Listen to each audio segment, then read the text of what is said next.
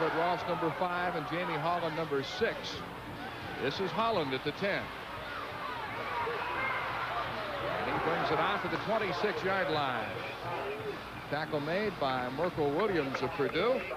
So Ohio State will go to work 1st and 10 with Jim Carsados, the senior from Fullerton, California, at quarterback. Chris Carter, the man to watch, the second all-time leading receiver in Buckeye history. Bob Maggs, regarded by the Buckeye coaching staff as the best center ever to play for Ohio State. He's a good one. That says something. 6'5", 292 pounds from Youngstown, Ohio. He anchors that offensive line. It's another big one. George Cooper, the fullback, along with the freshman tailback Jim Bryant in the backfield. Jim Carsados to throw on 1st down to open the game, and he's got a man wide open. Nate Harris has got a 1st down deep into Purdue territory. Well, he had so much time back there. Is a flag back at the 15-yard line. He picked up 31 yards on a beautiful pitch. Little post pattern to Nate Harris. They're going to bring it back. Looks like holding against Ohio State. Let's take another look how much time, Mel. He's got to throw the football. He steps up into the pocket. He waits for Nate Harris to come back and beat the zone. He's wide open right over the middle. The junior from Akron picks up 31, and you're going to bring it back. So the holding penalty will negate a 31-yard pickup. Our referee this evening is Ortho Courts. The umpire is Dan Davey. The head linesman is Wayne Meese. Ron Winter is the line judge. Danny Froon, the field judge. Henry Armstead, the side judge. And Tom Klein is the back judge. Holding on the offense. 1st down repeated. They worked on that play all week long. I'll guarantee you, the first play of every ball game, Mel, the offense during the week will run it about 50 to 100 times, and all that work for nothing. Let's see what they come back with. 1st and 20 at the 17-yard line. Holland on a wing left. He's switching, Mel. He's changing the play. Out of time. Still got 10 seconds to go. And the handoff to the tailback, Bryant, who has rushed for over 100 yards in each of his last 2 games, and he gets a couple of yards. Tackle made by number 92, Bill Hitchcock. Defense knows it's got its work cut out for it tonight. I'm talking about the Boilermaker defense. Purdue's defensive line, they've had to make some changes because of injuries. Ken Kushner has moved into the nose guard spot. Kevin Hawley has moved from nose guard to the outside tackle spot. 3 fine linebackers led by Fred Strickland and the All-American candidate Rod Woodson at quarterback. Mark Foster, the fine free safety for Purdue, is also out. Seems to be some confusion on the part of the Buckeyes, and it looks like Carsados. There's a flag. That time ran out. The 25-second clock expired before they could get off a play. Obviously some confusion on the part of Ohio State. Delay of game against the Buckeyes. They need these guys in striped shirts before it's over with. Look like they're getting a pretty good edge to start it off right here. Earl Bruce has indicated that this week he may use a lot of sets with 3 wide receivers. He's not been happy with the output of his tight ends, Ed Taggart and John Hutchinson. So he can look for Nate Harris, Everett Ross, and Chris Carter, along with Jamie Holland, to be in there. 3 of them at one time. 2nd down. They're there right now. It'll be 2nd down and 23. Carter splits out wide to the left. Cooper and Bryant in the eye. Harris on a slot right. He goes in motion. Carsados again with time, and the pass is complete to Bryant. Trying to stiff arm a tackler, and he gets to the 25-yard line. Got 10 back. Good move. This is a freshman from Harrisburg, Pennsylvania. He's 6 foot tall, 212 pounds. They think he's going to be, well, he can be as good as he wants to be. When he came to Ohio State, he wanted to wear uniform number 42, but that was already taken by Vince Workman, so he settled for number 41, which was previously worn by All-American Keith Byers, now with the Philadelphia Eagles, and coincidentally, Byers was one of Bryant's idols. I tell you, any type of number at Ohio State running back you're going to take, you're going to find somebody great before you wore it. Holland is in motion. Look at this pitch. Another receiver wide open. This time it's Chris Carter. Close to a 1st down. Brought down by Rod Woodson, number 26, and you'll see a lot of him this evening. 27th catch already on the year for Chris Carter. We got Woodson on the ISO. This is the All-American cornerback over here. He slips a little bit. You see, trying to cover Carter. Carter made a little hook pattern was wide open because of the slip by Ron Woodson. Picked up 14 yards in the first down. What a game Woodson had last week against Illinois. 8 solo tackles. He blocked a field goal, recovered a fumble, and also had a couple of receptions. Got Woodson going almost wherever Chris Carter is, Mel. He's over on the right now. Cooper, the fullback, gets the call, the 246-pounder, and Chris Keevers, along with Bill Hitchcock, combined on the tackle for Purdue.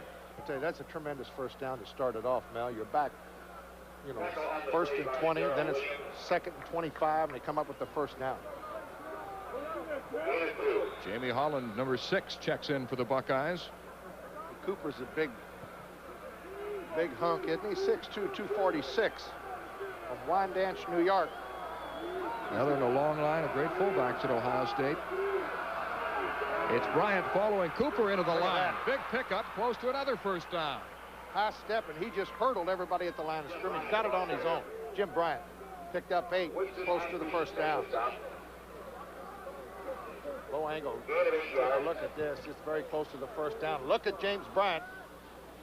Looks like he could be a hurdler. Rod Woodson again on the tackle for Purdue, and they'll measure for the first down. Woodson regarded as one of the top defensive backs, certainly a first-round draft pick in the NFL. Oh, yes. Oh, yes. I mean, when you say he can do it all, yeah, he can. How He about plays last offense, defense, he runs back kicks.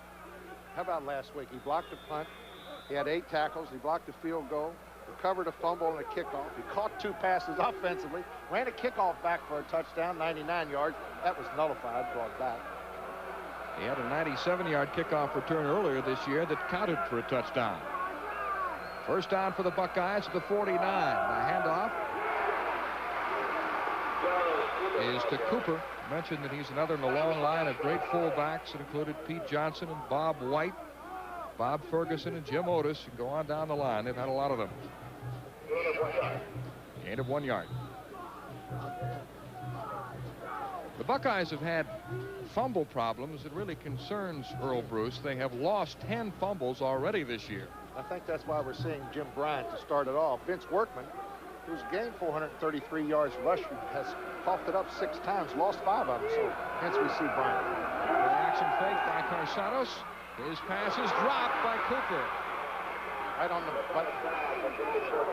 Carsados' numbers are way down. Last year he threw 19 touchdown passes. This year he has only 4, and that's one of the major reasons. Drop passes. Drop passes. They've dropped a ton of them.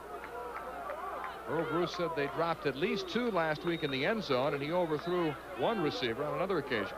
Little counter fake. Good fake. Fullback wide open over the left flat. That's George Cooper. He drops it. 3rd down 10. Carsados has completed 2 of 3 passes so far. They have the blitz. Here it comes. Over the middle to Everett Ross. He's got a first down. Trying to shake a tackle, and he's wrestled down by Scott Kolanowski. There's a sophomore from Columbus, Ohio. I tell you, this is an Ohio-made football team. 16 out of the 22 starters from the state of Ohio. As we take a look at Everett Ross, sophomore, 5'11", 182 pounds, a little turn-in pattern, picked up 23 yards, Mel. He was a starter until he injured his shoulder. He suffered a pinched nerve in his shoulder. And he's working his way back into the lineup. Carsados looks pretty good on his first drive, doesn't he? I would say. Completed 3 or 4 passes so far. The pitch to Bryant, getting a block from Cooper. Down the sidelines for another sizable pickup. Oh, wonderful patience that time by Jim Bryant. Now, a couple plays earlier, we saw him hurdle the whole mass of defensive football players at the line of scrimmage. Now, you watch here. This is beautiful running, folks. Now, watch him let everybody out in front block. He just takes his time, waiting for Mr. Cooper to get him block up in front. Picked up 7.5 yards, 8 yards, call it. Beautiful run by Jim Bryant. He had Cooper in the left guard, Jeff Uhlenhake out in front of him. 2nd down 4. They give to Bryant a gaping hole, and he rumbles for another first down. What a hole. Oh. Even with your bad knee, you could have made it through that hole. Even you could make it through the hole, Mel. Forget about me. I tell you, picked up 12 that time. He wasn't even touched till he's 6 yards deep into the secondary. This is offensive blocking, folks. Whenever you see a back get beyond the line of scrimmage and you don't see anybody at the line of scrimmage touching or grabbing, you know the offensive guards and tackles in that center is doing a great job of blocking. What a great center the Buckeyes have in Bob Maggs, 292-pounder. How about the left side? Uhlenhake and Stasiak. It's Cooper trying to get to the outside on the first goal situation at the 9. Kevin Hawley, number 99, made the tackle for the Boilermakers. I practiced these names all morning. Look at this. Stasiak, Uhlenhake. How about Bob Maggs? That's easy in the middle. What? Zakharov and Cotter. I happened to walk by your room when you were practicing, and I heard you saying over and over, Chris Carter, Chris Carter. Second down goal to go at the 8. Cooper, the big fullback, they like to use him when they get down inside the 10-yard line. He's already scored 5 touchdowns this year, which is more than he scored all of last season. Chris Keeler's number 70 made the tackle. The Boilermakers are really banged up on the defensive line. They've lost a couple of starters. Bill Gilday is out with a knee injury. Why wouldn't you use that guy? He runs like a berserk elephant trampling through a banana patch, for heaven's sakes. 250 pounds, 6'2.5", strong as a bull. The Buckeyes go with 2 tight ends, Ed Taggart and John Hutchinson. 3rd and goal at the 5. The fake to Cooper. Into the end zone. Looked like somebody may have pushed off. Ed Taggart was the intended receiver. He was wide open, too. And Carsados thought that he got pushed. Taggart was open. Carsados a little bit high on the throw, running over to his left. The field goal team comes on. What a beautiful drive. Stopped a few times by penalties, and it moves all the way inside the 5-yard line. So that'll bring in Matt France to try a field goal. He made his debut last week, kicked his first collegiate field goal, 43-yarder, so he is 1 for 1. And the Buckeyes are on the scoreboard as France connects on the field goal. So with 8:04 remaining in the first quarter, it's Ohio State kicked a field goal. Is about to kick off for Ohio State. He's an interesting story. He had kicked only 2 field goals in his entire career coming into the game. One of those in high school is in his senior year. His high school team scored a total of 10 points. He kicked only 1 field goal and an extra point. They scored 10 points the entire season. He won the job last week in a kickoff with 2 other kickers, kicked a field goal, and he's booted one through so far tonight to give the Buckeyes the lead. 1 touchdown in high school for the whole year. Rod Woodson at the 4, and he seems to be limping. Still a pretty good run back by Woodson, who's 3rd the Big Ten in kickoff return. Sonny Gordon makes the tackle on him. So the Boilermakers will have the ball at the 27-yard line. Jerry Chaney, the 2nd leading receiver in the Big Ten. John Hayes got a big touchdown pass last week against Illinois. They don't have much deep speed, though.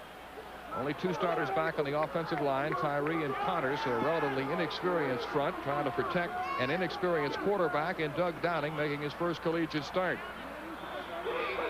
And the handoff is to James Medlock, the tailback. Chris Spielman makes the first of many tackles, I'm sure. According to Earl Bruce, the play of his front 3 defensively has been rather spotty, but they've got great linebackers led by Spielman and Kummerow, who leads the Big Ten in sacks. Sonny Gordon, the rover, and the captain of the team, having a great year with 4 interceptions already. Come on, Doug. Downing to throw, and his pass is complete to Tony Grant, swinging out of the backfield. Brought down at the 31-yard line by Derek Eisenman, number 10. Good coverage by Derek Eisman, the linebacker over on the far side, the sophomore from Fremont, Ohio. Good coverage. Doug Downing from Lafayette, Indiana.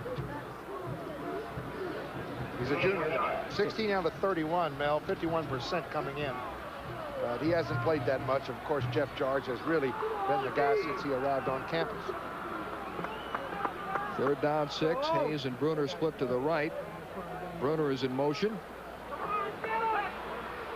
Downing's pass is incomplete. There's a flag on the play. The intended receiver got knocked down. That was a tight end, Brad Schumacher, and he was leveled by Michael Key, a linebacker. I don't know if he was leveled or not, but maybe we can take another look, because we look like he slipped a little too, pushing. Pass interference. It's offensive pass interference against Purdue, and that involves a loss of down. We're going to have to punt it. He shoved off a little, and he slipped. I think you might have seen the slip at the last minute, Mel, and they caught him. A lot of times that'll work, and the offensive guy will get the call, but not here. Pass interference, offense, loss of down. 4th down, we're going to play. So Sean McCarthy, the tallest punter in the Big Ten, is in. He's 6 feet 8 inches. And we look at Everett Ross getting ready to return McCarthy's kick. Now he's got a good wind following here for Purdue in the first quarter. Wind right to left on your screen, about 10 or 15 yards, and it will help the kicking. He punted 6 times for an average of almost 43 yards last week into a wind against Illinois. I think it was blocked, just tipped a little bit. Ross at midfield breaks a tackle. Good run back by Everett Ross, and outstanding field position for the Buckeyes. And we'll return to Ross-Ade Stadium with Ohio State leading Purdue. He rushed for 131 yards against Indiana. First down at the 27. I used to spend some time in Harrisburg, Pennsylvania. That's where Mr. Bryant's from. Great town. I'm afraid to ask what you were doing there. I'm not telling you. Again, it's Bryant inside the 20. The tackle made by number 48, Fred Strickland. Steel mill country. Yes, sir. Tackle by Fred Strickland. Spoke at, I think, my first banquet in Harrisburg, Pennsylvania. Absolutely. And I was a senior. Did you do it for free? Absolutely, I did it for free. Had a lot of fun doing it, too. Jim Bryant has carried 6 times for 48 yards in the first quarter, and it's Cooper, the fullback. Short. Little short on the little plunge right up the middle. Wake Forest 7-0 over Maryland. Surprise? How about this? Tennessee Chattanooga 7-0 over the Citadel. Night scores continue. Florida State 14, Wichita State nothing first quarter. 3rd down and 1 for the Buckeyes at the Purdue 18. Chris Carter is split wide to the left. Nate Harris wide to the right. Quarterback sneak by Carsados. He needed only a yard. You got it. Following the block of his big center, Bob Maggs. Chris Keevers made the tackle for the Boilermakers. Everett Ross checks back in. Nate Harris comes out. First down to the 15-yard line. First down at the 15-yard line. Everett Ross wide right. Carter splits to the left.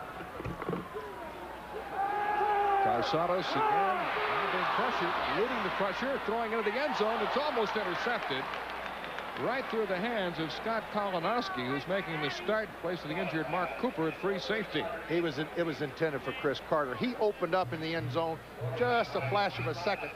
He should have continued on and took the yardage in front of him, Mel. You'll see him. He gets out of the grasp of Sack. Now, right here, he tries to hum it. Chris Carter was open for a minute, but a pretty good defensive play back there on the incompletion by Purdue. Who was that? That was Scott Kalinowski on the defense. It was Ken Kushner who applied all the pressure to Carsados and chased him out of the pocket. And the handoff is to the big fullback Cooper, rumbling up the middle and shedding bodies in his wake. He's a tough man to bring down. Got 6. Gets a little bit tougher down here, and Ohio State's finding that out. Took the football all the way down on their first possession. Had to settle for a field goal as we get a beautiful pick. It's a beautiful night here in West Lafayette, 51 degrees. A great little nippy up here for us, but I'll tell you one thing, it's great for those players down on the field. This is a perfect setting right now. 3rd down 4 at the 9-yard line. Ross is on a wing right. He goes in motion. Carsados' pass is complete to the tight end, Ed Taggart. Near the 5-yard line, they'll spot it at the 3. I tell you, Carsados has looked excellent here early in the first quarter. If you take a look at some Buckeye fans who made the trip here. Ball's inside the 5, first and goal. Carsados 4 out of 7 there for 53. Now the Buckeyes will go with 2 tight ends as Hutchinson is back in to join Taggart. Let's see if they follow suit. George Cooper's been the #1 kid down here. He's got 5 touchdowns rushing. He had 4 in one game against Utah. The pitch is to Bryant, and he is hammered. Great tackle by Fred Strickland, number 48, who had 16 tackles last week against Illinois. I tell you, he filled from the inside linebacker spot, and he really made a beautiful defensive play. Low angle replay. Here you come. This is James Bryant. Everybody's blocked, but nobody blocks Mr. Strickland from the inside. A loss of a yard. It'll be second and goal at the 4. 3:13 remaining in the first quarter. Ohio State leading 3-0. Cooper, the lead back in the eye. And he gets down near the goal line. Gerald Williams, number 17, stopped him short of a touchdown. Just a tremendous strength there, and he kept his balance when he was hit at the line of scrimmage. He just struggled, twisted, and pushed his big body about 2 yards forward. Pick up a 3. It'll be third and goal at the 1. Well, he is a moose, isn't he? Cooper missed all the spring practice after undergoing knee surgery. He also had a bone graft on his wrist, but he's healthy and having an outstanding season so far. It's Bryant trying to go airborne over the top for the touchdown, but it looks like he stopped short. No, sir. He didn't get in. Mike Weaver hit him and stopped him short of the touchdown. Earl Bruce will go for it here on 4th down, I think. Low angle replay. A lot of people do not like to give the football to the deep man in the eye just because of this, because it gives that defensive line a little bit more time to react. There is a beautiful shot. If that referee can get out of our way, you have the best view in the house, I'll tell you. But he did not get in. You can see it. Well, it looks like Earl Bruce wants to talk things over. It seems to be undecided as to whether to go for the touchdown or send France in to try to kick another field goal. Well, we've got a break with Ohio State threatening to score. This is Super Football.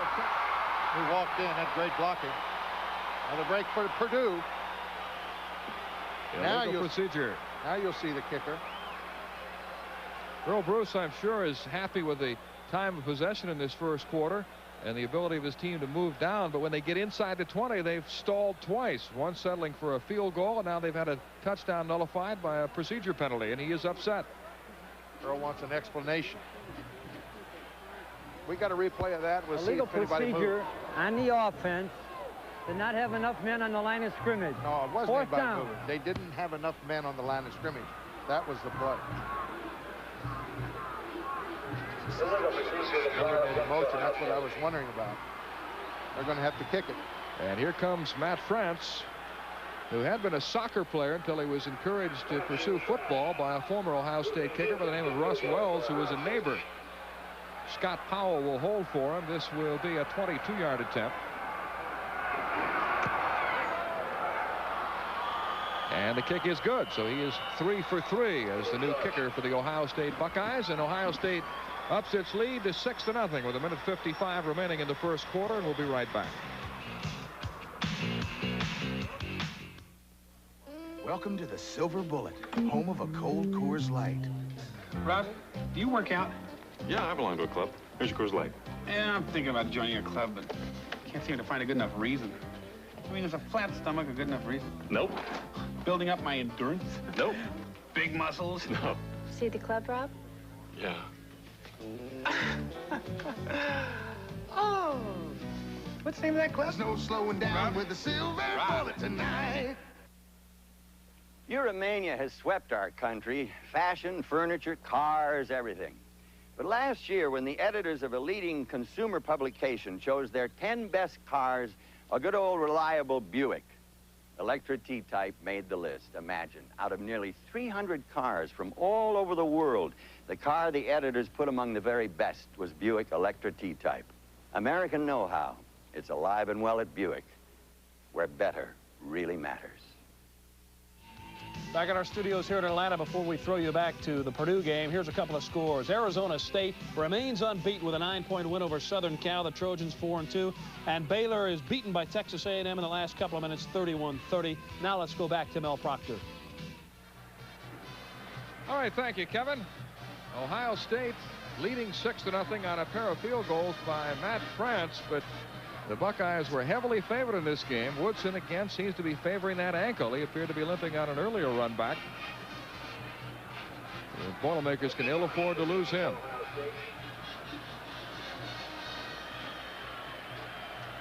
James Medlock will drop back along with Woodson, awaiting France's kick.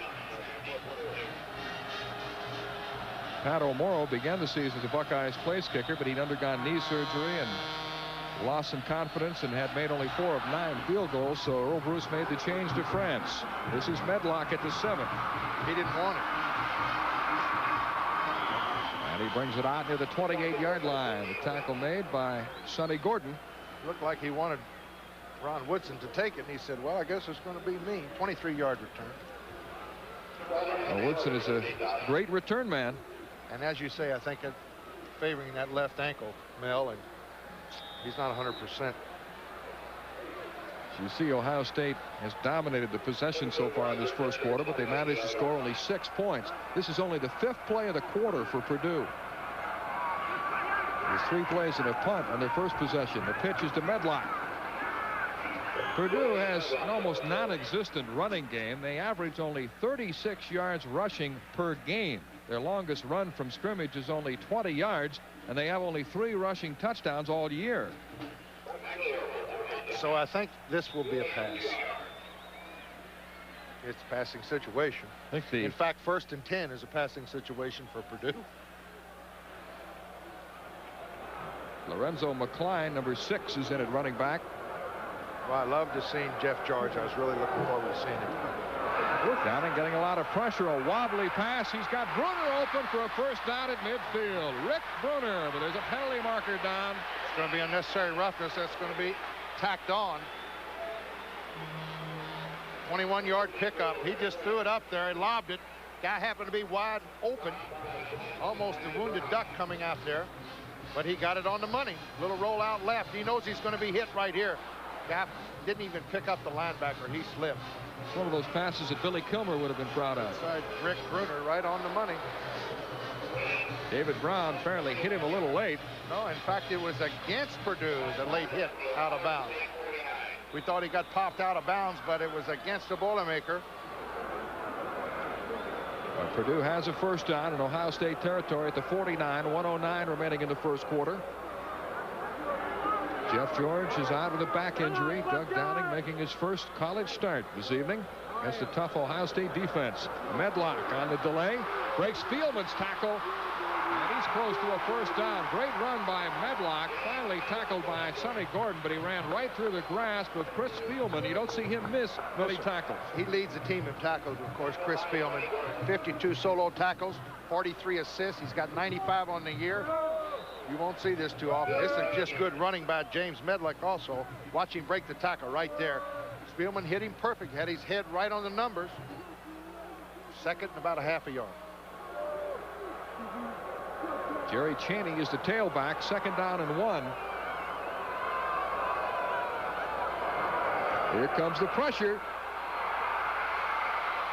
And a penalty marker is down as Eric Kummerow decks the quarterback Downing. Kummerow, who leads the Big Ten in sacks, gets another one. There's 2 flags down, one in defensive secondary, one back where I think it may be intentionally grounding on the part of Doug Downing. Let's check it out.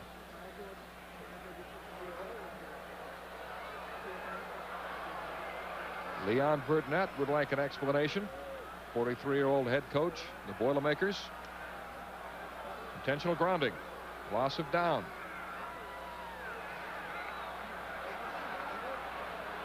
He's not too happy with it. He did try to get rid of the football as he was going down intentionally. You'll watch. Yes, Eric Kummerow, the All-American outside linebacker. Loss of down. It's rather ironic that Kummerow is now a linebacker because he came to Ohio State as a high school All-American quarterback, and now he is punishing opposing quarterbacks. I'll tell you, how about that? 6'6", he's got great size, 242, and of course he's so extremely quick.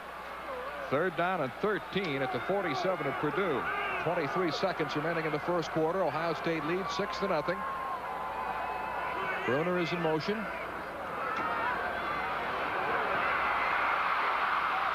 Downing buying a little time. He's got a man open, but the pass is underthrown and incomplete. With 6 points if he got the football there. Penalty marker down again, back near the line of scrimmage. He had John Hayes open, but he couldn't get it there. Hayes was open for 6 points, Mel. And as you said, he just couldn't get it there. Here it is again. He knows he's going to get hit. He gets out of the way, and now he's just, if he pulls up here, he didn't set. He didn't have good balance. Look at that. He threw it. His right foot came all the way over his left side, and that's what happens. Very bad balance by Doug Downing, or that would have been 6 points. 14 seconds remaining in the first quarter. There was a penalty marker drop. I think it may have been past the line of scrimmage again. Sean McCarthy in punt formation for Purdue. Sean McCarthy is into punt. Apparently the Buckeyes declined the penalty, and Purdue is forced to punt. Everett Ross standing at the 11. Short punt. Rolling inside the 20. Good bounce for Purdue. Down inside the 10. This will be a pretty good punt. And that would be the end of the quarter. So that is the final play of the first quarter from Ross-Ade Stadium in West Lafayette, Indiana. Well, we'll hold everything. We got 2 seconds left. Didn't run it down. Good punt by Purdue. Let's see what they can do with it. They'll get one off before the end of the first quarter.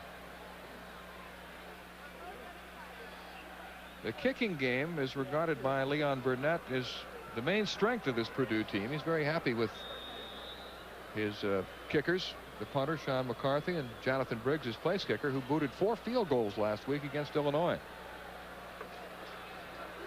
First down at the 8. 2 seconds left in the first quarter.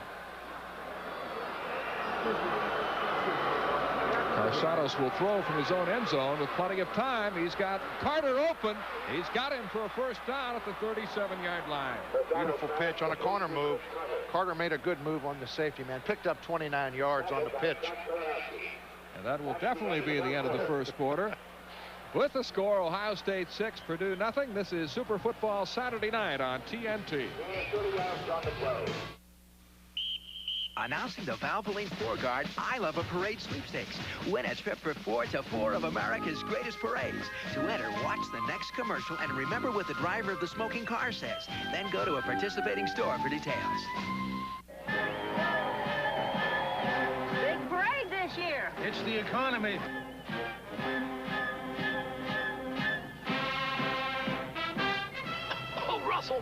Russell, what kind of motor oil are you using? Motor oil is motor oil. Motor oil definitely is not motor oil. A 4-cylinder engine works harder and needs the extra protection of specially formulated Valvoline 4-Guard. Not much of a parade this year. It's the economy. Oh, Russell. Stereo television. Once you hear how great it sounds on a Zenith, you'll think we invented it. We did. Zenith. Quality. The rich tradition of academic and athletic excellence, the Big Ten Conference today stands as the nation's most respected conference. On the playing field, the Big Ten always leads the nation in attendance, has as many bowl teams as any other conference, and will often have the national statistical leaders. Big Ten basketball success has been equally impressive with its numerous accomplishments in attendance in postseason tournaments. The conference has also been among the nation's best in other intercollegiate competition, including many women's sports, following the incorporation of women into the Big Ten in 1981. But it's more than just the success of the playing field that makes the Big Ten such a prestigious conference. From the combined enrollment of nearly 500,000 students will come America's leaders of tomorrow, combining a rich heritage, enduring traditions, and 3 million living alumni. The Big Ten has long been regarded as a leader in intercollegiate athletics. Fans, students, and alumni can proudly proclaim that this is America's premier conference. This is the Big Ten. Portions of tonight's game are being brought to you by Coors and Coors Light. Beers with a difference worth tasting. Mel Proctor with Paul Hornung back at Ross-Ade Stadium. Take that shot, boys. California, New York, take note. You've never seen it that clear. First and 10 for Ohio State as we begin the second quarter. The Buckeyes leading 6-0, and it's Jim Bryant, the freshman running back, ripping off another big gainer, still on his feet. Finally brought down near midfield by Fred Strickland, number 48. Great blocking up front again. He wasn't touched. They got downfield about 12 yards, picked up 15. Just men against boys offensively now. Ohio State's had problem getting it into the end zone, but getting down there has been no problem. Look at this. My goodness, that hole is 7 yards wide. Pick up of 14 yards, first down for the Buckeyes. Vince Workman, number 42, is in a tailback, replacing Bryant. Cooper, the fullback, out at the line of scrimmage and dragged down. Didn't follow his block that time. He was trying to kick out the linebacker. Tony Visco, number 49, pulled him down. Visco beat the block to the outside. He should have cut in. Visco's an interesting story. He's one of 2 Canadians starting on defense for Purdue, and he was a fine hockey player, but his parents made him quit playing hockey because he was too rough on the other kids. Well, he's in the right sport, isn't he? Here, look at this stats, Mel, in the first half, 8-1. And I tell you, Purdue's very lucky to only trail by 6 points. Look at those stats. Normally, that's 14, 17 to nothing. Everett Ross in motion for the Buckeyes. Carasado's running the option. The pitch to Workman, trying to spin away from a tackler. And let's go to Kevin Slayton in Atlanta for an update. All right, Bell, some more Pac-10 scores. What a race is developing out there in that Pac-10. UCLA defeats Cal 36-10. UCLA remaining in great contention, and Stanford rebounding from that loss to Washington with a 41-7 win over Oregon. The Cardinal is 5-1. Now let's go back to Mel Proctor. All right, thank you, Kevin. Ohio State leading 6-0. The Buckeyes to the 3rd and 8 situation at the Purdue 46. Ohio State running and passing at will so far. Carsados drills one to Nate Harris for a first down at the 26-yard line. He's already over 100 yards throwing the football, and Nate Harris has been open over the middle. In fact, the Purdue secondary hasn't covered too many people, and the reason that is, Mel, is because they're getting such great pass protection. He's standing back there and just looking all around the field, and Carsados, the experienced senior, steps up into the pocket. Beautiful timing again, and Harris is wide open. He's 6 out of 9 now, 103. Wow. Carsados backed up Mike Tomczak for 3 years. Came into his own last year. The pitch is to Bryant. And he gets to the 22-yard line. How did Jim Bryant get away from Joe Paterno? He's from Harrisburg, Pennsylvania, which is not too far from Nittany Lion country. I guarantee you they wanted him. He's too good a back. A lot of people wanted this kid. His nickname in high school was Dancer for the way he danced away from opposing tacklers. And he's just danced for 5 yards, so it'll be 2nd down and 5. Chris Carter splits out wide to the right. Cooper and Bryant in the I formation. Bryant again, another gaping hole, and he's got a first down. Scott Kolanowski, the free safety, moved up and made the tackle, but the Buckeye offensive line is just blowing Purdue off the line of scrimmage. Exactly. Mel, and I hate to reiterate that point because you folks at home can see it just as well as we can. In fact, if you sit there and feel, boy, I could run behind this offensive line, you're absolutely right. You could. Believe me. First down at the 15-yard line. Carsados basically doing whatever he wants so far. Bryant on the delay, not this time. No, sir. Kevin Holly, number 99, who's the first man to get to him. Never fails when you say how well the offensive line dominates. All of a sudden, Kevin Holly comes over from the weak side. Nobody touched him. Holly moved from nose guard to tackle to replace the injured Bill Gilday, who's out with a knee injury. Now, Gerald Williams checks in, going to a nickelback. 2nd down, 12. Harris splits to the right. Carter is wide left, picked up by Rod Woodson. There's those 3 down linemen, 4 linebackers. Carsados getting pressure, and the pass is complete to the tight end Taggart, but there's a flag down. Penalties have really hurt Ohio State. They had a touchdown called back. This is inside the 5. Let's check it out. I tell you, Carsados just picking him apart. Look at that move. He moved from the outside back to the inside of the pocket. Then he hits Taggart coming across the middle. Beautiful move by Jim Carsados. He's having himself a night. Now let's see what the penalty marker is all about.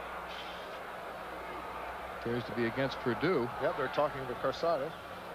Carsados from Fullerton, California. He was the Orange County Player of the Year his senior year when he passed for over 4,000 yards. Now let's see what Ohio State can do again. 3rd time in a row. They haven't punted. A 14-play drive for 3 points. 11-play drive in the first quarter for 3 points. And now this offensive series, I tell you, offensively, you couldn't ask for anything better. This has to be the best offense Offensively, they have looked all year long. Holding defense before the ball is thrown, first down. Holding penalty will give Ohio State a first and goal to go situation to 7. And what I say, that's the best offensively they looked all year round until they get to the 5-yard line. They've moved the football, let's put it that way. Let's see if they can put it into the end zone this time.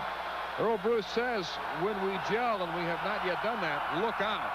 They had 715 yards in total offense in a blowout win against Utah. That set a school record and also a Big Ten record. Now they move the football back. They move it back to the 8-yard line. Ohio State with 2 tight ends, Hutchinson and Taggart. Cooper and Bryant are in the backfield. First and goal. I don't understand why they moved it back. The ball was complete at the 5-yard line. Mel.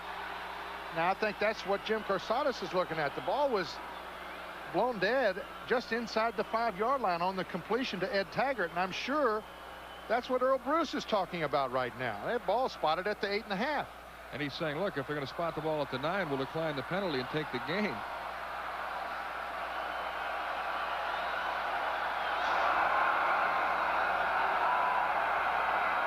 No explanation from Ortho Kurtz, our referee. The only thing I can think of is they got mixed up down on the field and took the penalty. First and goal to go from the 9. It's what they did. They took the penalty instead of the play. Play was at the 5. The pitch to Bryant following Cooper. And Bryant is run out of bounds at the 4-yard line by Rod Woodson. Yep.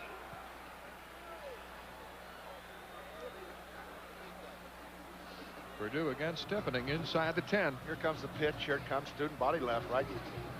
George Cooper's out in front. That's a fullback. He gets a great block. Then Bryant tries to get outside and turn it up. And then, of course, you're going to get some pursuit. Second down, goal to go at the 4. Harris on a wing left. Handoff to Bryant, straight up the middle, stop short again. Bryant, 77 yards and 14 carries. Fred Strickland made the tackle for Purdue. Boy, does he run hard, though. He got, again, he was stuck by Strickland. Strickland on a very strong tackle, but I tell you, it gets tough for Ohio State. They can't dent this Purdue defense. It's beginning to get a little frustrating for the Buckeyes. It really is. They had, as I said, they had 1 6-pointer called back. Third down again, and here comes Carter. Watch him. Third and goal to go from the 3. Chris Carter is split out wide to the right. He's caught 19 touchdown passes in his career. That is an Ohio State record. They go from the pro set with Cooper and Bryant. Carsados throwing for Carter. Wide open. Touchdown, Buckeyes. Number 4 on the year. I tell you, he was wide open. Woodson lost him over on the left sideline. Just a fade pattern. Beautiful pitch by Carsados. 1-2 step. Real solid. Look at this pitch. As you said, Ron Woodson got lost over there. Chris Carter. Watch Woodson on the inside. Nope. That's not too good a coverage, Ron, for an All-American, but sometimes everyone's going to get beat. A 3-yard touchdown pass makes it 12-0 in favor of Ohio State. Earl Bruce calls Chris Carter the best wide receiver I've ever seen. With great speed, jumping ability, a 34-inch vertical jump. How about this? The Buckeyes are going for a 2-point conversion. Fake to Bryant. Carsados on a rollout. He wants to throw. Carter was the intended receiver, but he was covered. Carsados just threw it out of the end zone, so they fail on the 2-point conversion effort. And with 10:36 remaining in the second quarter, it's Ohio State 12, Purdue nothing, and we'll be right back.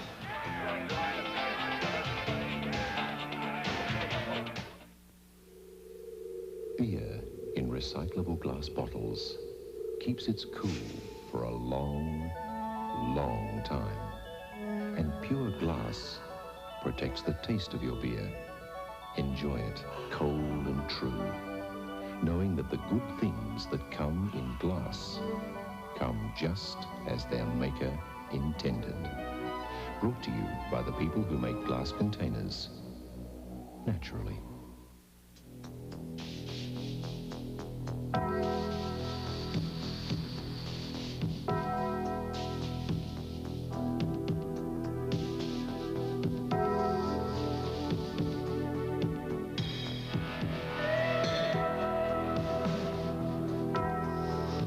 styles in pure wool have never been in better shape.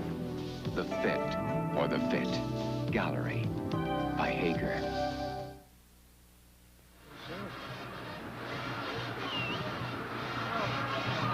Mel Proctor with Paul Hornig back in West Lafayette, Indiana. And we were just checking the Purdue sidelines to see if we could find Jeff George, the injured quarterback. He's out with a back injury, and the Boilermakers really miss him. Rod Woodson drops back deep for Purdue, along with number 34, James Medlock. Ohio State leading 12-0. Rod said, "You play up, I'll play back. Let me have this." Either that, or he said, "If you catch the ball, pitch it back to me." He's got it. This is Woodson at the 8. Trying to get outside. He's got some room. He is excited. He can really do it. Last week he had a 99-yarder called back because of a penalty, and earlier this season he had a 97-yarder for a touchdown. This one a 36-yard return. Here he comes again.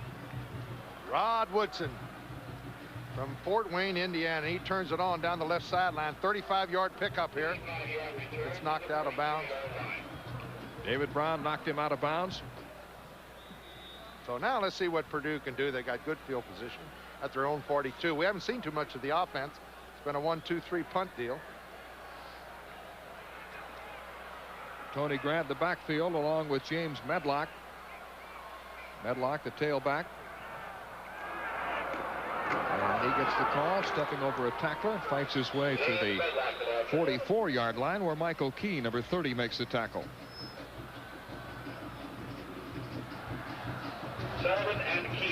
Medlock, the team's leading rusher this year, but that doesn't say much. He gained only 190 yards coming into the game. But of course, keep in mind, there's Mr. George, 12, Jeff George. He's thrown over 1,000 yards. 4 touchdowns. Only a freshman. Second down and 7. Downing's pass is complete to Calvin Williams, and he's knocked out of bounds at the 45-yard line. Williams returning after breaking a collarbone. Roy Jackson knocked him out. Calvin Williams from Mel's hometown of Baltimore, Maryland. And Rod Woodson has just checked in offensively. He is number 26, the last of the two-way players. That's right. I said earlier. He split out wide to the left. They use him as a wide receiver. Split out to the left along with Rick Bruner. Tony Grant is the lone setback. Downing with time. And his pass is incomplete. Like the intended receiver got tangled up with David Brown. He tried to go to his tight end, Jack Berry, number 96. And he thought he was being held by Michael Key, one of the linebackers, and he may have been.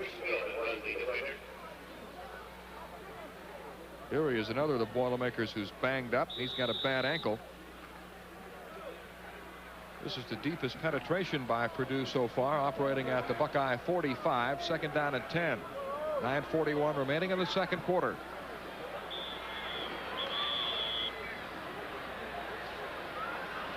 And a timeout will be taken by Ohio State. Had too many men on it. And Downing comes over to the sidelines to confer with his coach. So with Ohio State leading Purdue 12-0 with 9:41 remaining in the first half. And this is Super Football Saturday night on TNT. Powerful new financial help is coming. The Rock, the Prudential, is now more than insurance. It's mutual funds, home mortgages, IRAs, stocks and bonds, new products and new ideas. It's rock-solid financial help for us all. The Rock, the Prudential. It's strong, it's on the move, it's bigger than life.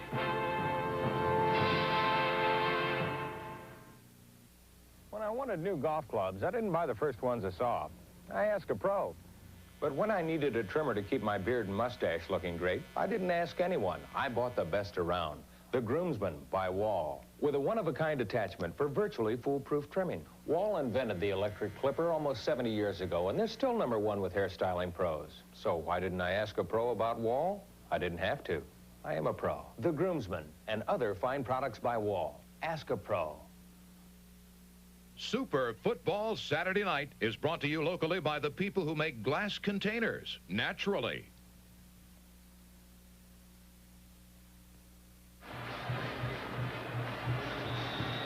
Welcome back to West Lafayette, Indiana. Beautiful night. Temperatures in the 50s here at Ross-Ade Stadium. A capacity crowd of over 67,000. And Ohio State leads Purdue 12-0 as the Buckeyes try to retain a share of first place in the Big Ten. Minnesota and Michigan both won this afternoon to remain tied for first place. Second down 10 for Doug Downing. Getting pressure. Pass is complete to Jerry Chaney. And another flag down. Greg Rogan made the tackle for Ohio State.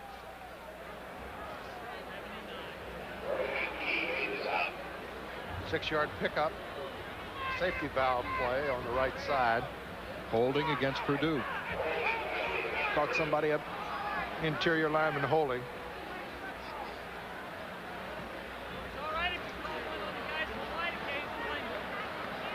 There's number 14. That's Eric Kummerow. No, that's not holding, I'll tell you that. No, that wasn't it.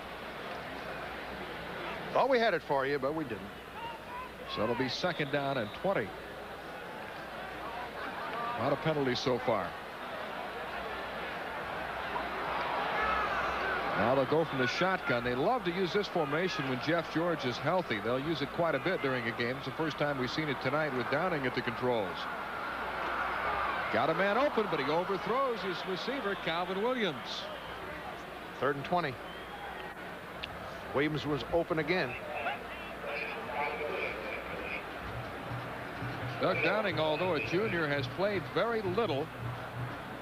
He sat behind Jim Everett for a couple of years, and then George came in as a freshman this year and won the #1 job. So he doesn't have much experience, and he might be a little rusty. Highly regarded as a high school player, one of the top high school quarterbacks in the country. He was a parade All-American. Were you ever a parade All-American? No, sir. They didn't have a parade then. The only parade they had was down the middle of the street. Downing on 3rd and 20. The pass is complete to Jack Berry, the tight end at midfield. Good coverage by Michael Key, the senior linebacker from Columbus, right on his man. What a punting situation for the Boilermakers. 9 minutes remaining in the second quarter. Ohio State leading 12-0 on a pair of field goals by Matt France and a touchdown pass from Carsados to Chris Carter. And Key is limping off the field. Everett Ross back on the return.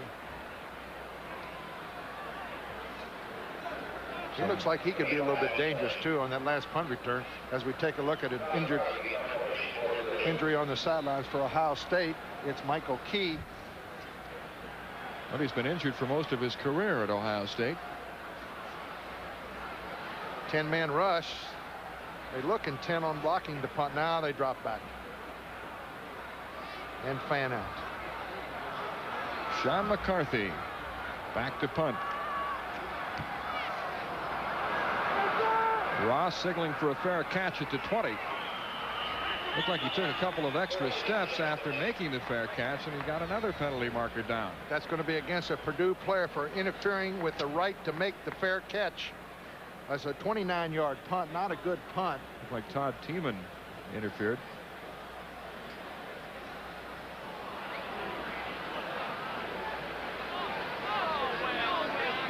Leon Burnett pacing the sidelines and will return to Ross-Ade Stadium with Ohio State leading Purdue 12-0.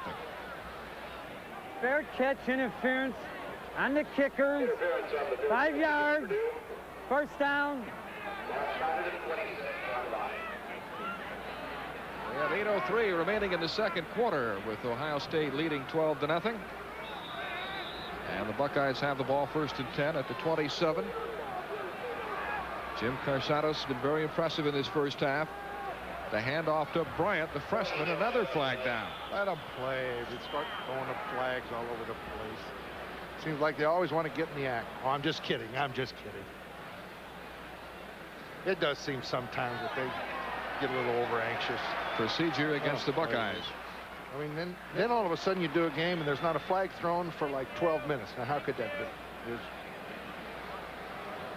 I think you'd make a great official. I'd let him play.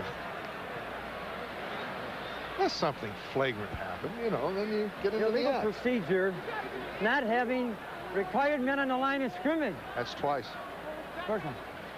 You can hear Carsados arguing in the background. You must have 7 up there, folks. So it'll be first down and 15 from the 22. Chris Carter splits wide to the left. Florida Everett State. Ross wide to the right. Florida State easily over Wichita State. Good fake by Carsados. I don't know who he was throwing to. There was no one near the ball. Apparently a blown assignment. The Buckeyes having some problems. And let's go back to Kevin Slayton for an update. In Tallahassee, Florida, Florida State winning easily. David Palmer, a 2-yard touchdown run here. 21-0 at that point, Florida State. They've added a field goal that now lead 24-0 in the second quarter. Let's go back to West Lafayette. All right, thank you, Kevin. We have 7:42 remaining in the half here. Ohio State leading 12-0. The Buckeyes heavily favored coming into the game, and the game has been a little closer than I think most people anticipated, at least on the scoreboard, although Ohio State has dominated the time of possession.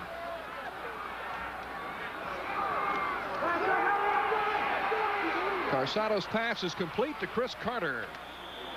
Wrestled down by Fred Strickland. Just a straight little hook pattern. He's going to learn he can come back to the football a little bit.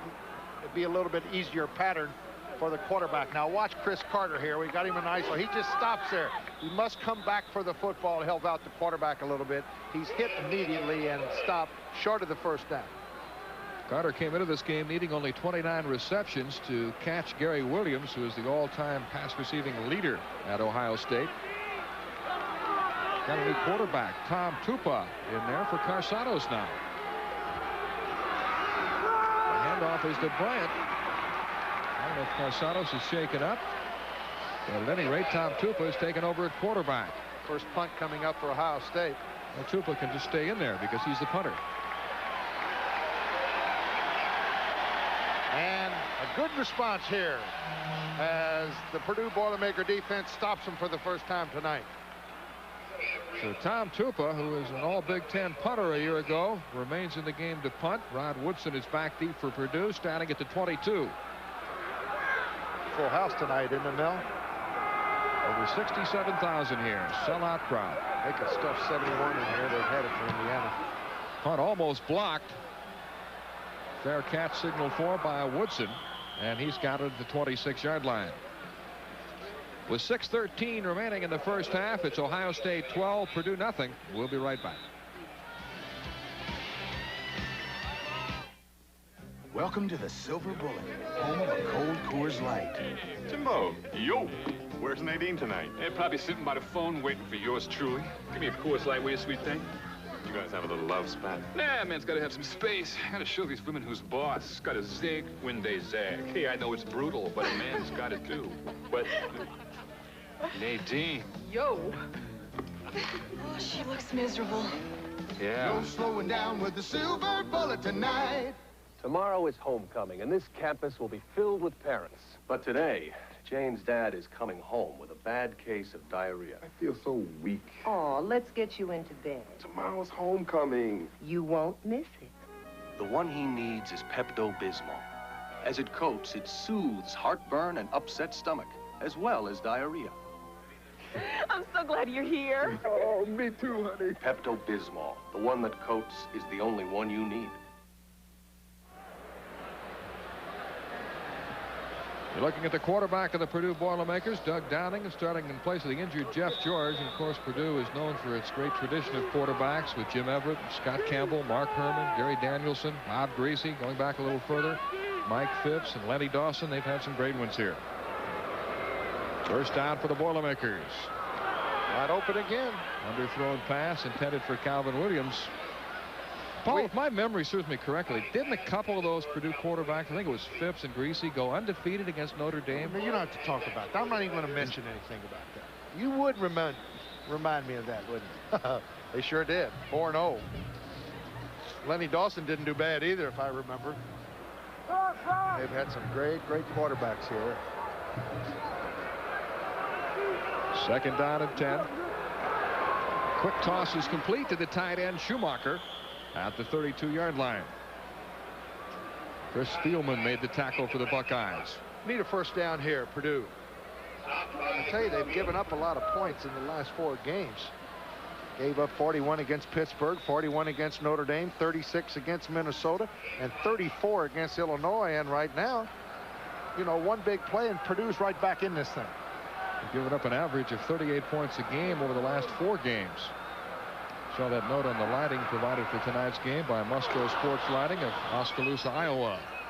Incomplete pass intended for Rick Bruner. Eisenman was the defender. So that'll bring up another punting situation for the Boilermakers. And Sean McCarthy is getting a workout. Sean McCarthy in formation for Purdue. Everett Ross awaiting the kick.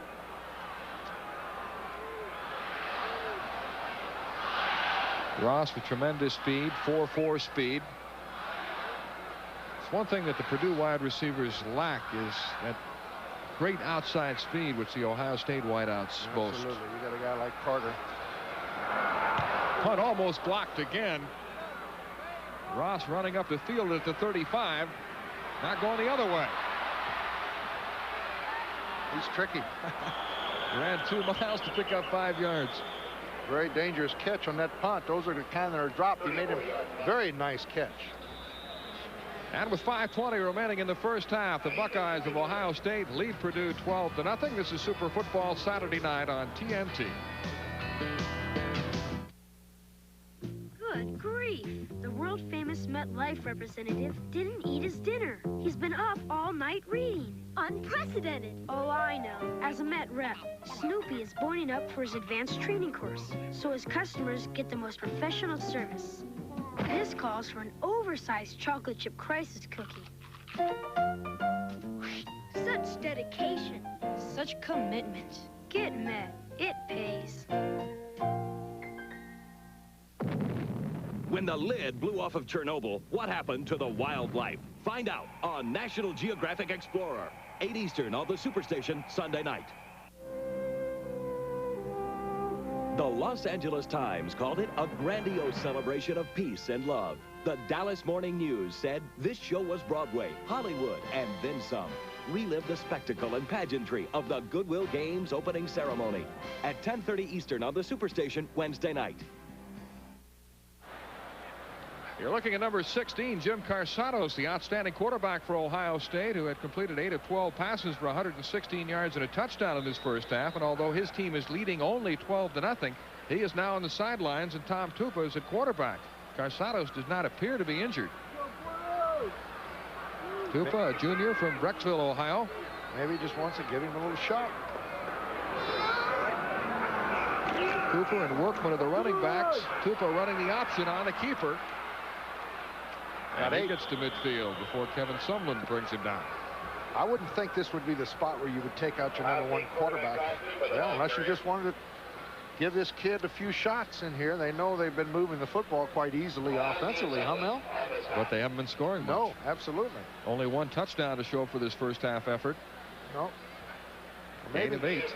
Maybe he's got a small hang-up with an injury or something. Chris Carter splits wide to the right. Hand off to Vince Workman. Mentioned the Buckeyes have had a case of fumbleitis, and Workman has been the one who's had the most problems. He has lost 5 fumbles already this year. And he wasn't really known as a fumbler in high school, but just lately he's really coughed it up a little bit, and that's why I think we're seeing Jim Bryant last couple of weeks for Ohio State. The Buckeyes are without a young man who was their leading rusher a year ago, John Woldridge, who's sidelined for the year with a knee injury. They'll measure for the first down. We have 4:39 remaining in the first half. Ohio State leading 12-0. Last year, Ohio State won at Columbus 41-27, although Purdue's Jim Everett threw for 497 yards. Two teams combined for 973 yards in total offense in that game. First down for the Buckeyes. Cooper and Workman are the running backs. Ohio State with 13 first downs so far. Purdue with only 2. It's Workman, the tailback, brought down by Tony Visco, number 49. Stopped by Tony Visco. Workman, a sophomore from Dublin, Ohio.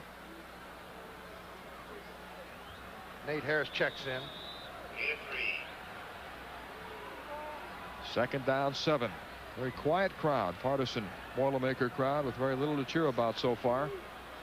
Now let's see if Tupa can throw it. Unless Purdue can generate some offense, this may be the first shutout pitch tonight. Watch the pitch, back to the quarterback. Workman gets clobbered as he tries to unload the pass. Well, I saw the quarterback streaking down the right sidelines. Nobody was there, and Workman didn't have a chance. Fred Strickland decked Workman just as he wound up to throw that pass. Strickland has made 3 real good tackles here tonight. This is one of them, folks. One guy getting held right up in front of you. I couldn't tell, but look at this hit by Mr. Strickland. Junior from Ringwood, New Jersey, can play defense. He was an honorable mention All Big Ten selection a year ago. 3rd down and 7 for Ohio State.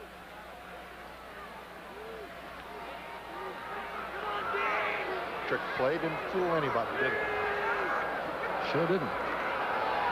Cooper with a short drop. Over the middle he goes, and the pass is complete to Chris Carter, holding on in traffic, although he took a couple of hits, and he's got a first down. 72 yards tonight on 5 catches for Mr. Carter. He had 58 receptions a year ago for the Buckeyes. It's already over 30 now. Jim Bryant is back in at tailback, number 41. First down for Ohio State at the 29.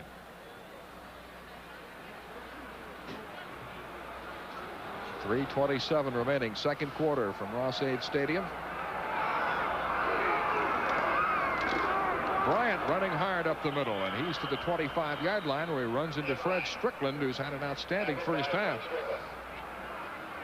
Now they're going to kind of look at the clock. They got plenty of time, under 3 minutes now. But it means they're going to have to do their offense a little bit more quickly here, as we understand now that Carsadas has got a slight bang in the shoulder, although he's walking around over there. We do hear that he could return. Well, they've got a big game next week against Minnesota in Columbus, Ohio, so they'd like to have him ready for that one. The pitch is to Bryant. Breaks a tackle inside the 20. What a run by Jim Bryant down to the 14-yard line. Kevin Sumlin finally stopped him. He's not real fast now. He doesn't have that 4.4, 4.5 speed, but what he does have is great balance, Mel. He broke a tackle, broke a second tackle, as we're going to take a look at him running right into your living room here. Puts the ball in the left hand, as good runners do, running to his left. Right there, great balance. You see he gets hit from the inside. He's got that right shoulder dipped. Got the first down. First down at the 13-yard line.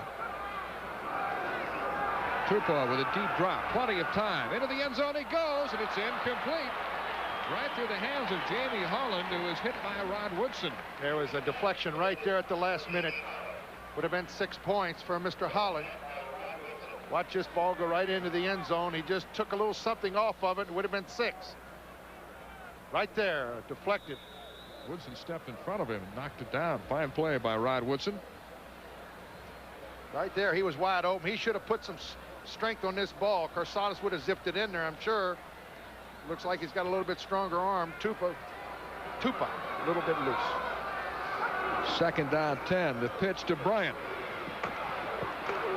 He's knocked out of bounds. Nothing doing, and a penalty flag down as Mike Weaver drives him out of bounds. Don't like that call. Second 10. They run a little pitch into the weak side of the field. They don't have too much room to work over there, Mel, and flags are all over us. A lot of penalties in this first half. Holding against Ohio State.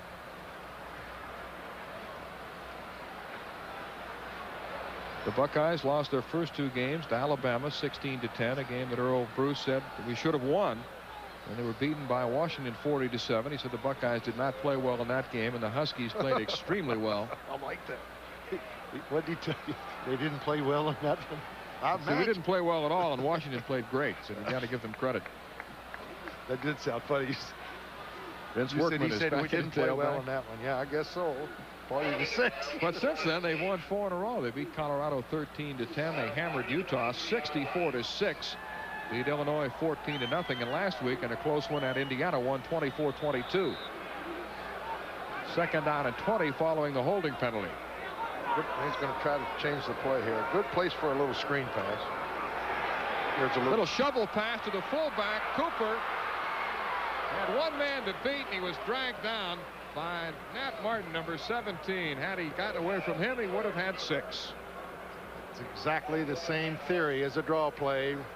The little shovel pass right up the middle just takes the place of a draw. This is in the draw series of plays right here. Cooper, little trap blocking up front, and he breaks loose. All he has to do is beat one tackle. Of course, he's 6'2", 250 pounds. He just tries to run through him. Hope he misses, and he doesn't. Gain of 15 yards, though, so it'll be 3rd down and 5 from the 8-yard line.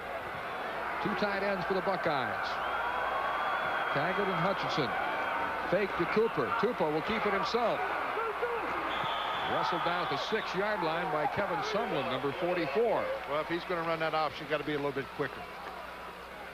He's too big. 6'5". He's too big to run the option. Time winding down in this first half, and although Ohio State has dominated statistically, they've managed to score only 12 points, and it has to be a little disappointing to Earl Bruce, and the Buckeyes will call a timeout. At halftime, we'll go to Kevin Sladen in Atlanta with scores and highlights from other games today and tonight. And also tonight is the 100th anniversary of the Purdue band, and I know that makes you very happy, Paul. Oh, I love it. They have a special show to commemorate it. I do like it, John. You know that. Plus, we'll have this week's greatest game in 1969, Texas against Arkansas. Better days for the Longhorns. I wanted to tell you, there's 400 strong in this Purdue band, and my wife sitting at home, little Angela, the happy Italian. All she wants to see is the halftime bands, and she's going to see a great one tonight because we're going to feature them tonight. You get more excited about the bands wherever we go than you do about the games. I tell you, I like it. I think what you are is a frustrated tuba player. That's right. All those years I never got to see them. See, now that we're up here, I could enjoy it. There they are, some 400 strong, getting ready to perform. The largest band in the Big Ten. Matt France is in to try another field goal. He's connected from 21 and 22 yards. This one will be from the 12, so it's another 22-yarder with Scott Powell holding. France has yet to miss a field goal in his collegiate career. And he's perfect again. It looks like the Buckeyes have found a very effective place kicker after struggling with Pat O'Morrow. Well, before you say that, though, just keep in mind those are 3 extra points he's kicked. That's all he's kicked. Mel is 3 very short. An extra point, see, is a 20-yard field goal. An extra point is a 20-yard field goal. So he's kicked 21-yard field goals, so it's really almost like an extra point. So he should really kick those. Well, he didn't decide on the distance, though. I know that, but when you say they found themselves a place kicker, let's see when he gets back to the 35 and 40. That's the test. Well, the other kicker, Pat O'Morrow, was really having problems. He was 4 for 9. That's right. The Buckeyes have had 5 Heisman Trophy winners, second only to Notre Dame. The Irish with 6. Les Horvath won the first Heisman in 1944. In the 50s, they had Vic Janowitz in 1950. Also played baseball with the Pittsburgh Pirates for a while. And, of course, Howard Hopalong Cassidy in 1955. And Archie Griffin became the only man to win the award twice in 1974 and 75. Great running backs. Woodson trying to break one for the Boilermakers with 1:05 left in the first half. Ohio State now leading 15-0. Now, Janowitz was such a great athlete. If you remember, he was a catcher for the Pittsburgh Pirates for a couple of years too, Mel. He played both sports quite well. Matthew France will kick off. He is from Finneytown, Ohio, which is near Cincinnati.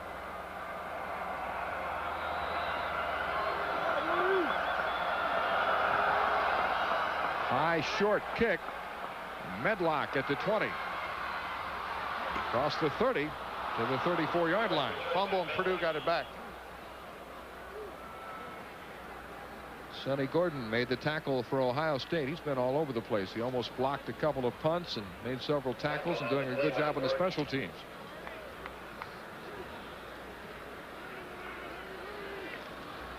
Doug Downing is still at quarterback. Jeff George has not played it down and probably will not. He's out with a back injury. It's a shame. We were looking forward to seeing the talented 18-year-old quarterback. Absolutely.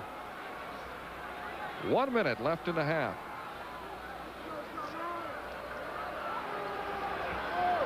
Medlock, the lone setback, as Downing goes to the air, and his pass is complete to Medlock. Brought down at the 41-yard line. Oh, a good move by Chris Spielman, and poor blocking by the Purdue line. 4 of them had a shot at him. Nobody even took a shot at Chris Spielman. He made the tackle. The Boilermakers lining up without a huddle. 2nd down 3. Downing from the shotgun. Kumaro is all over him as he throws it away. Flag down. Jerry Chaney was the intended receiver, roughing the passer. Eric Kumaro again in there applying pressure. Guilty of the penalty.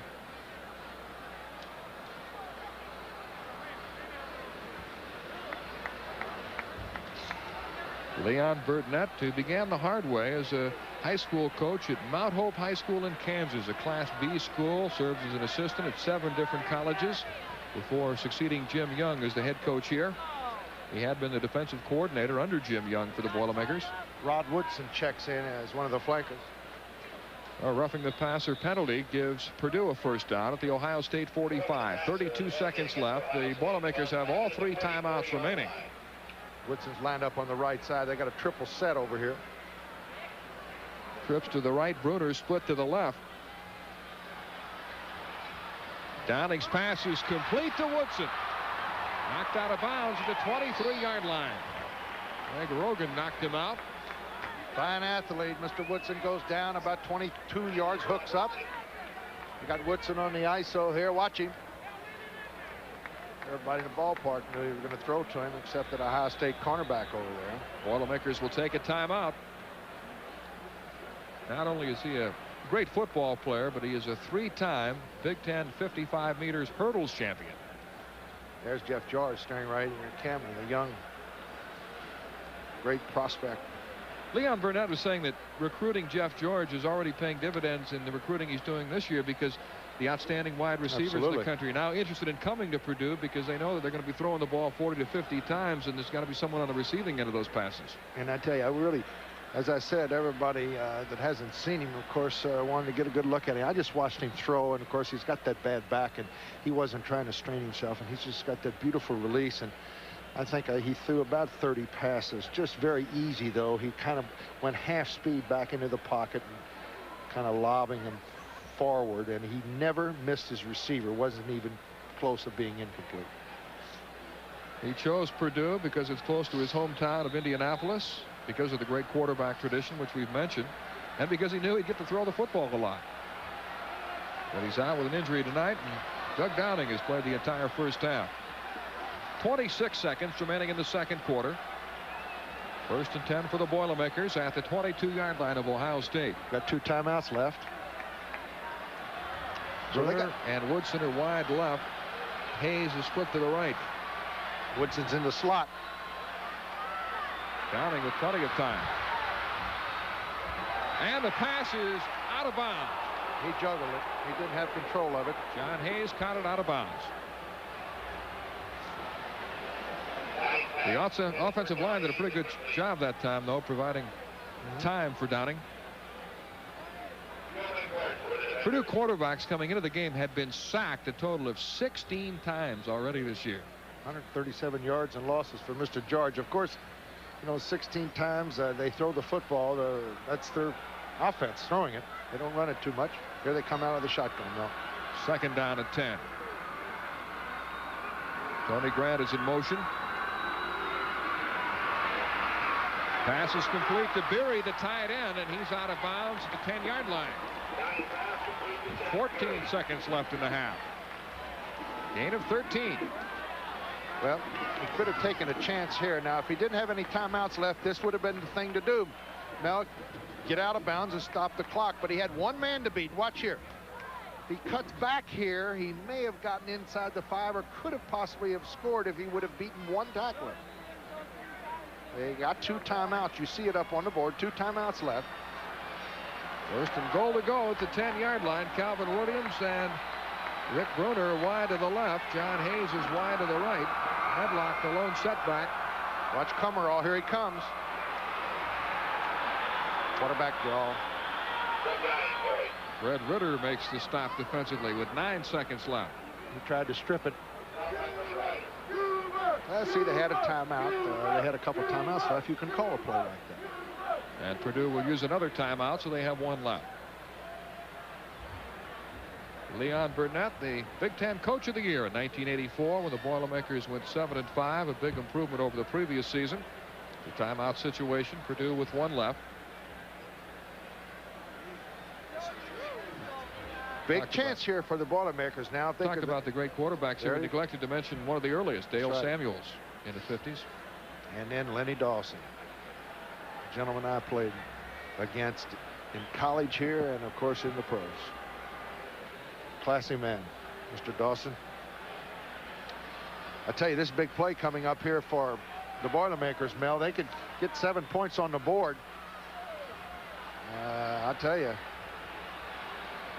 they could go in and maybe come back with momentum for being tremendously on their side here. This would be a big touchdown.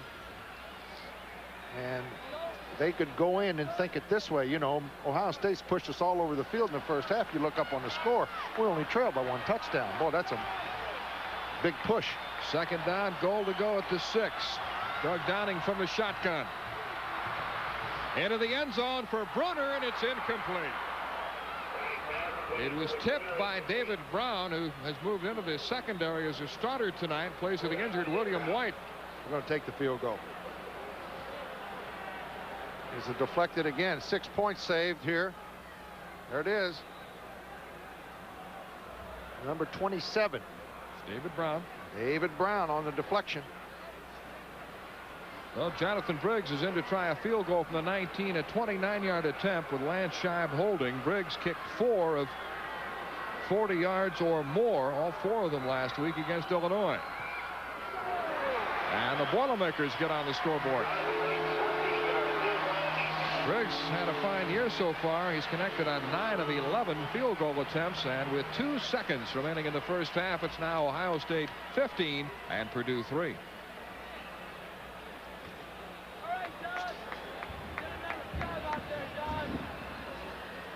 It's the locomotive, the Boilermaker, getting ready to chug around Ross-Ade Stadium during halftime. Ohio State heavily favored coming into the game. Purdue playing without their starting quarterback, Jeff George. And Ohio State is dominated statistically, but they have not scored as often as I'm sure Earl Bruce would like. And at least on the scoreboard, this is a football game. Remember, coming up at halftime, the All-American Band, Paul's favorite. Scores and highlights from other games with Kevin Slayton. And we'll look back to one of college football's greatest games, the 1969 matchup between Texas and Arkansas. 2 seconds left, and we'll kick it off, and that'll be it.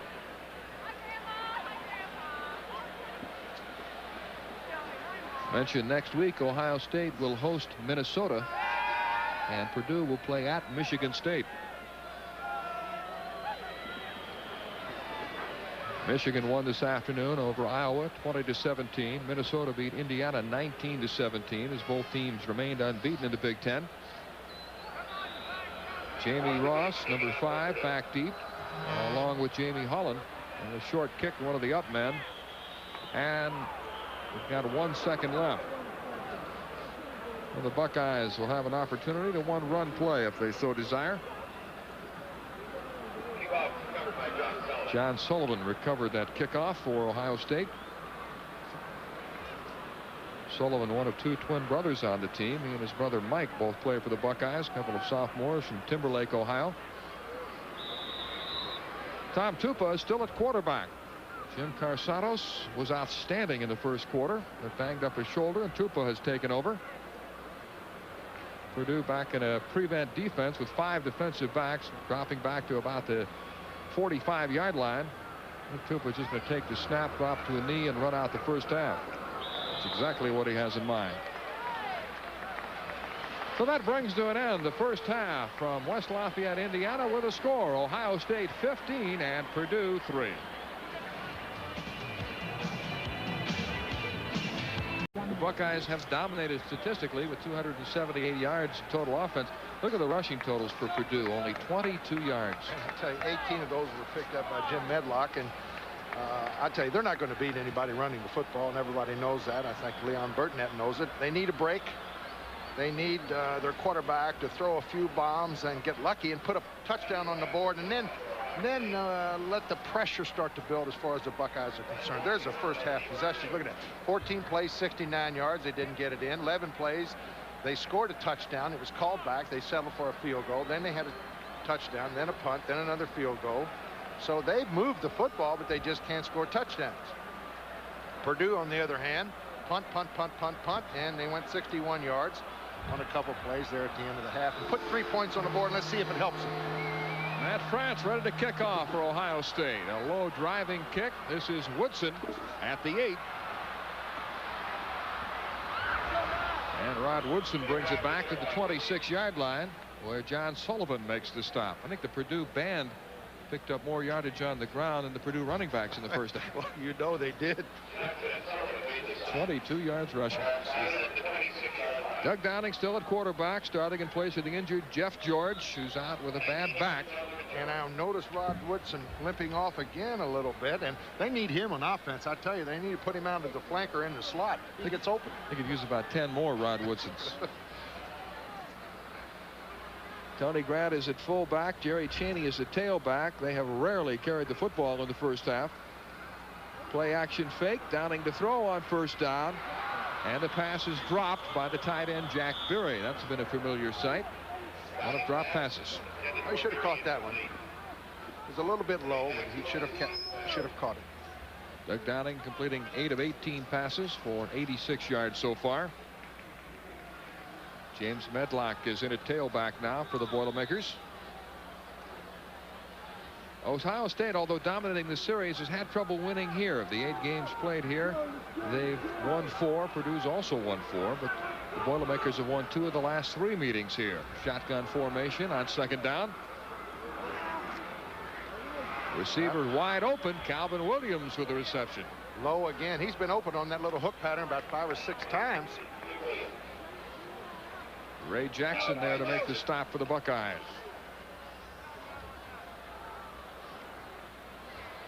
Purdue without their big gun, however. Jeff George, who had passed for over 1,000 yards coming into the game. George in high school for an amazing total of 94 touchdown passes, 45 his senior year. 45. That's right. That is almost. Third down 3. Downing's pass, hurried, underthrown, incomplete, intended for Calvin Williams. Well, he's been open every time in a little hook pass, and he just can't get it out there. Eric Kummerow again applying the pressure to Downing. He just caught one that played before, Mel, and at least 4 times Calvin Williams has been open on that hook pattern, and he just can't get it there. Leon Burdnett on the sidelines. Sean McCarthy to punt. 4 punts, 36-yard average.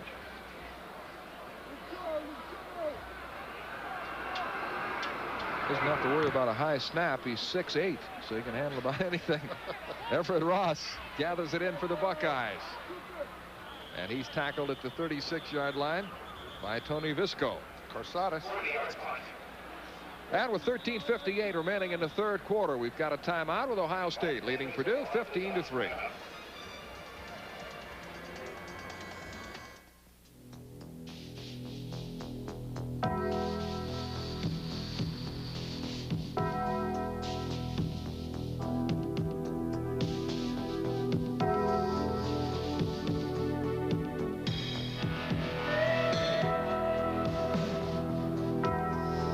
Styles in pure wool have never been in better shape.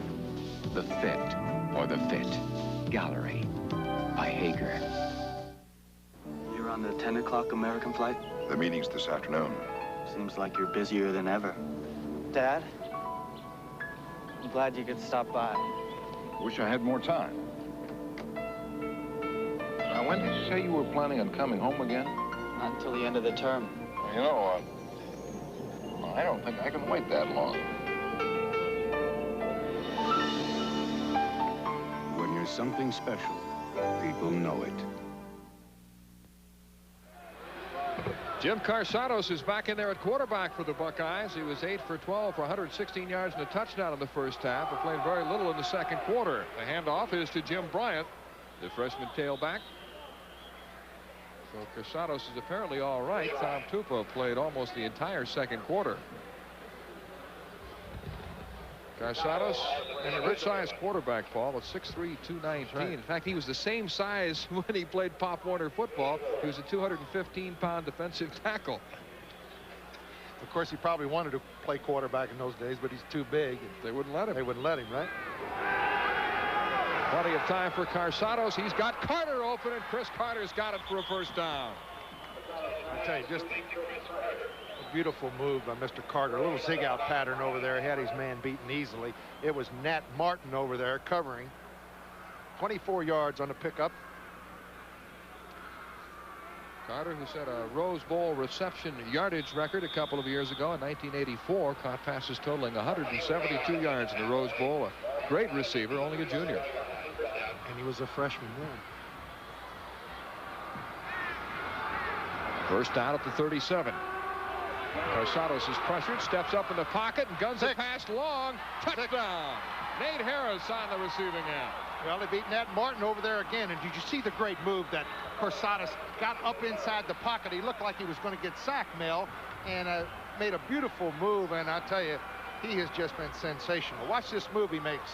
Here's the play action. He fakes to Brandt. Now watch. There's a missed block up front. He just dodges that, steps up into the pocket, and drills it 45 yards away for 6 points. Harris got behind Mike Weaver, but a great move by Carsados to elude Ken Kushner, who had him trapped in the backfield. And it's 21-3. Ohio State. France in to add the point after. That was his second touchdown catch of the year, Mel. Makes it look easy, doesn't he? Got a great arm, and the conversion kick is good. So we've got a timeout with 13 minutes remaining in the third quarter. Ohio State beginning to open things up. The Buckeyes lead Purdue 22-3, and this is Super Football Saturday night on TNT. I own a PC and a VCR, a condo on the beach, and my own company. But I don't own a car. I lease with GMAC. For me, leasing was smarter than buying. It's just good money management. And since I worked out the terms with my GM dealer, I can pay less each month.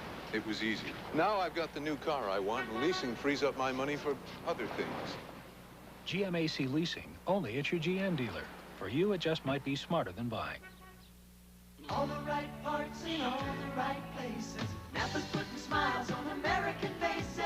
Turn to the Napa sign, where auto repair experts install parts for import and domestic vehicles. Parts backed by the Napa National Warranty Program, where brake shocks and mufflers are guaranteed for as long as you own your car, where car care pros do the job right. Look for the garage or service outlet with the Napa sign of quality. All the right parts in all the right places. Napa. Ohio State's Jim Carsados has just pumped a 37-yard strike to Nate Harris. There he is. He stepped up in the pocket beautifully, and Nate Harris is streaking down the sidelines. He had beaten Nat Martin over there.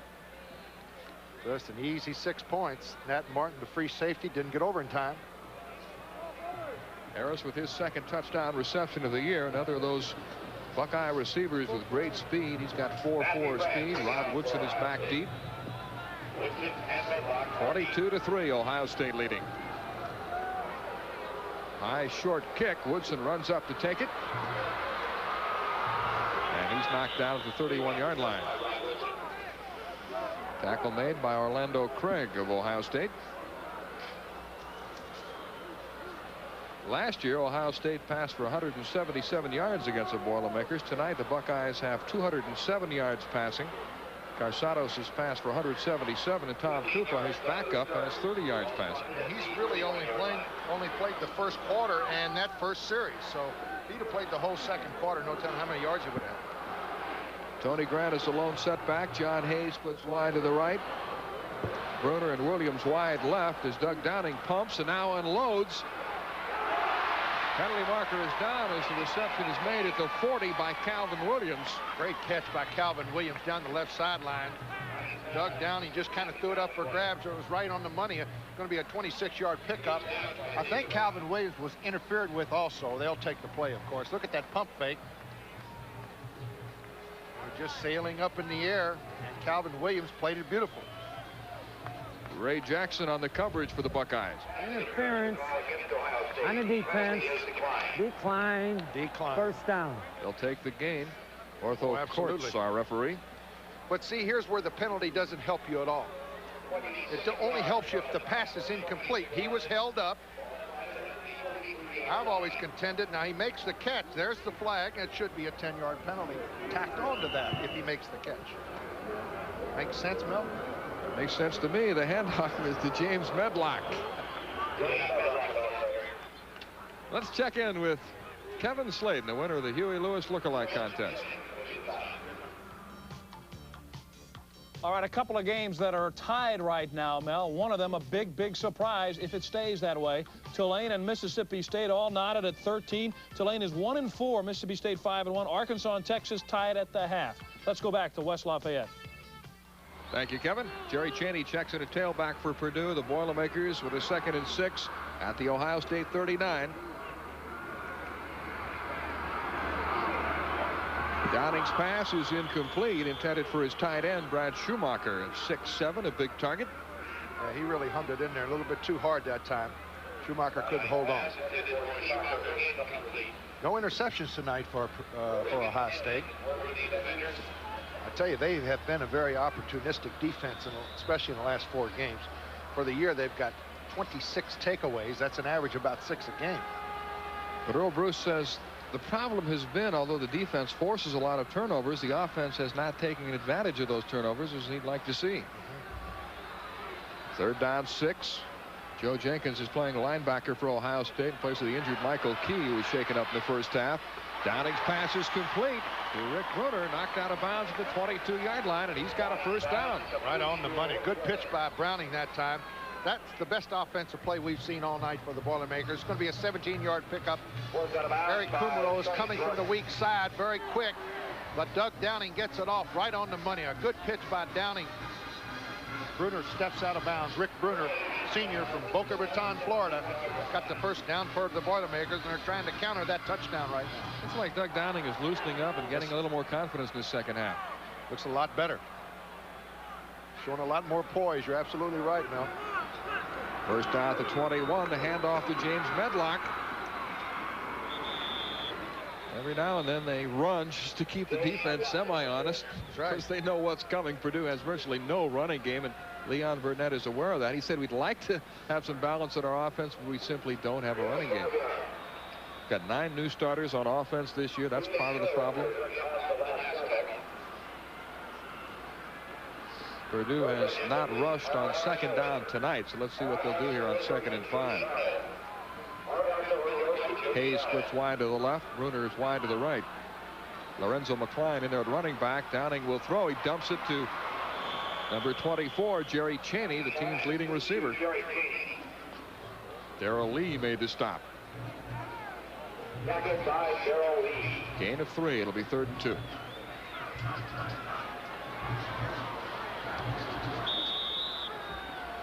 Jack Terry, number 96, checks in. Medlock is back in.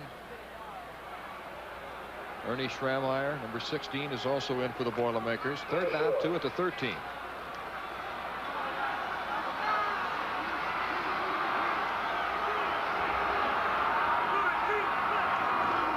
Downing on the handoff to Medlock. They needed 2 yards for the first down. Fred Reuter, the nose guard, made the stop for the Buckeyes. Close. We have to measure this, I think. 10:20 remaining in the 3rd quarter. Ohio State with a 22-3 lead. Michigan won this afternoon, beating Iowa 20-17. Minnesota beat Indiana 19-17. So Ohio State needs a win to remain tied for first place in the Big Ten.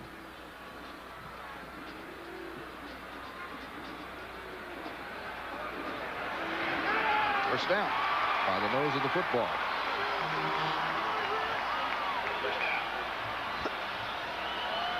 There they are, Big Ten today. And Michigan won that football game, we understand, the last play of the game. Field goal. Exactly the same as Iowa did last year, I think. First down for the Purdue Boilermakers at the 11-yard line, so they can pick up a first down before they get the touchdown. Cheney and Grant in the backfield.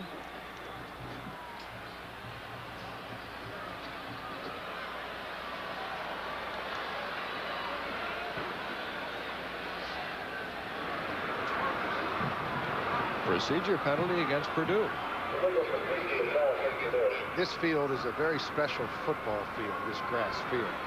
They have special pumps in this field. It's called, there's the Big Ten standings overall for Michigan undefeated, of course. Michigan, Minnesota, and Ohio State, the only undefeated teams. Iowa's certainly not out of it. And Indiana would take 4 points, and they could be undefeated.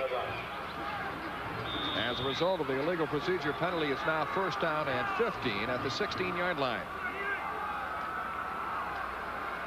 Bruner goes in motion. Downing rolling away from the pressure, comes back to the other side. His pass is complete to Jack Berry. Berry inside the 15, down to the 11-yard line, where he's knocked out of bounds by Chris Spielman. He's talking about this field. This is a very special field.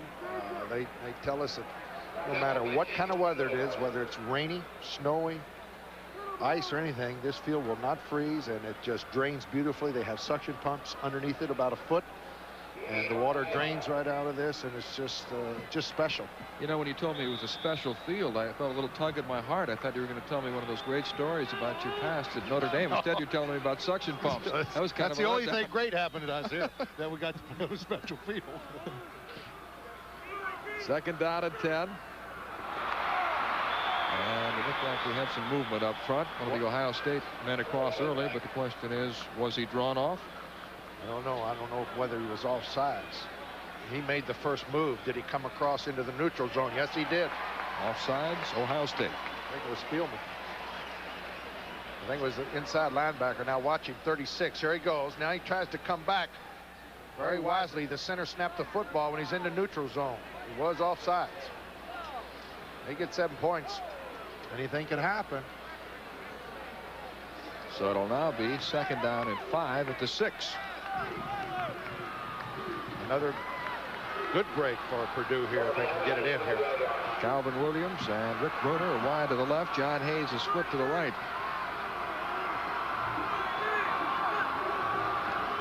Doug Downing again rolling out. Wants to throw, getting a lot of pressure, and he throws it over the end zone. Rick Bruner was the intended receiver, but again, Downing getting a lot of pressure. That time from Derek Eisenman. And Ray Jackson, good coverage in the end zone back there, deep. So it'll be third down. Jerry Cheney brings into play from the sidelines.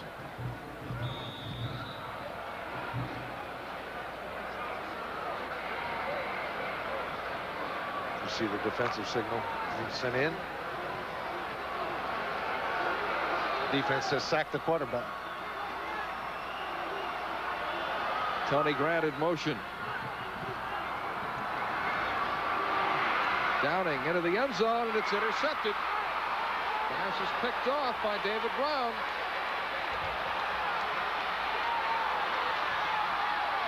And finally brought down. No, still on his feet. Touchdown, 100 yards. Go down and thought it was Brown, but he stayed on his feet and went all the way for a touchdown. It was Sonny Gordon who threw a great block for him near the end of that run. 100-yard interception return. David Brown. David Brown gets it, and he's being swamped in the end zone. Here it is. Purdue's going in. This has got to be just breaks the hearts of Purdue. You see, he was off balance when he threw the football. He kind of threw it up for grabs. David Brown was right there. The receiver slipped down. And this is the 100 yards, I believe. Watch this block coming up by Sonny Gordon, number 7. I tell you, he's getting a little bit tired here. He's going to make the cutback. Ooh, that was almost a clip. Sonny Brown looked like he got blocked. That is the longest interception return in Ohio State history. David Brown, now watch. You think he doesn't pay for it? Here they all come. So it's now 28-3. Matt France in to try to add the point after. A backbreaker by David Brown, running back a pass 100 yards, and the kick is good. And a jubilant freshman, David Brown from Utica, New York, on the sidelines. And will return to West Lafayette with Ohio State now leading Purdue 29-3.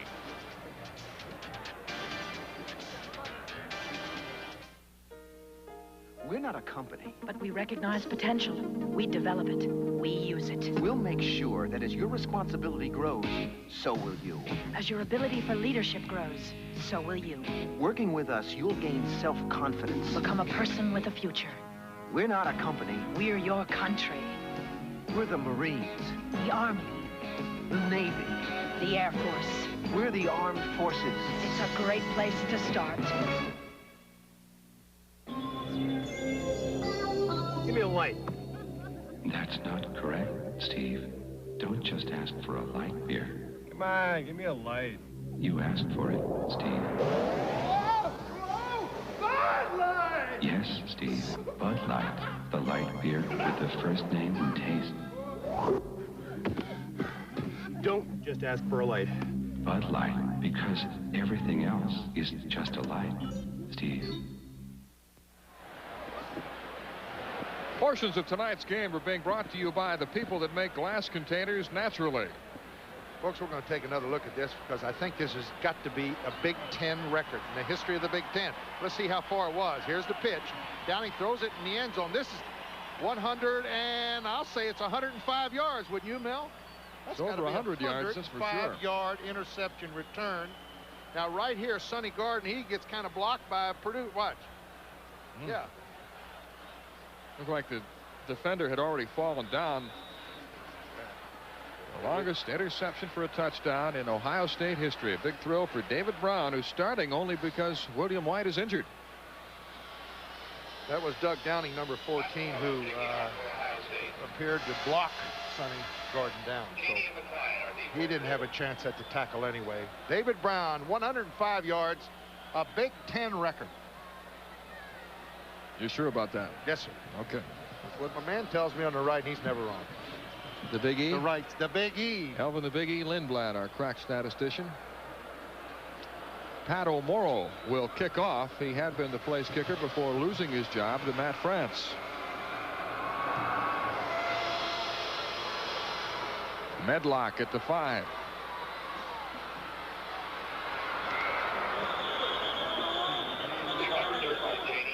Frank Hoke makes the tackle for the Buckeyes.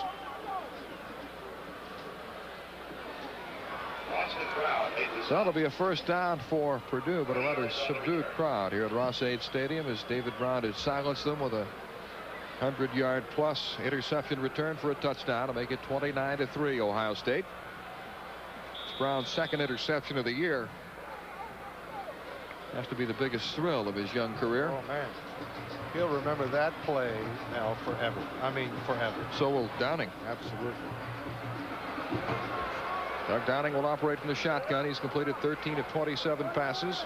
The inside handoff to James Medlock. Let's go back to Kevin Slayton for a highlight. All right, Mel, 4th and 1. Kentucky's Mark Logan scampers 5 yards for the touchdown, put the Wildcats up 13-12. Now 18-13 LSU. And Mel, remember, it's hip to be square. It's hip to be square. What's that mean? What was that? You're too old to understand well, that. Kentucky's ahead of LSU. That's what I did here. That's kind of. I thought he said it's. 13-12. Yes, sir. Kentucky over LSU right now. It is a surprise. Rick Bruner is in motion. Here comes the pressure. Downing again on a rollout with a pump fake. His pass is complete to Bruner near midfield. Rick Bruner, who was injured in the first game last year against Pitt, sat out the season, but he's a fine receiver. I tell you, they found out a little something here in the second half, and I'm sure they've gone over to that now. They said, let's roll out a little bit. Let's move the pocket a little bit. Make it a little bit more successful here in the second half for Mr. Downing. He's moved around. He looked a lot better, Mel. First down at the 48-yard line of Purdue. 8:08 left, third quarter. Calvin Williams is wide to the left. Bruner split to the right. The pitch is to Lorenzo McClain. Nothing doing. They just stopped that running game cold with the Buckeyes. Derek Eisenman made the tackle. He's an interesting story. Eisenman, number 10 for Ohio State, a Golden Gloves boxer. He finished 7th in the National Golden Gloves tournament. Lost the decision to Mike Tyson. He's got his size, 6'3", 215 pounds. There he is, Derek Eisenman. Buckeyes really had some fine linebackers with Kummerow and Spielman and Eisenman. Loss of a yard, 2nd down, 11. Downing's pass is complete to the tight end, Brad Schumacher. Brought down in Ohio State territory at the 46 by Ray Jackson. Ray Jackson came up from his cornerback slot, made a good tackle.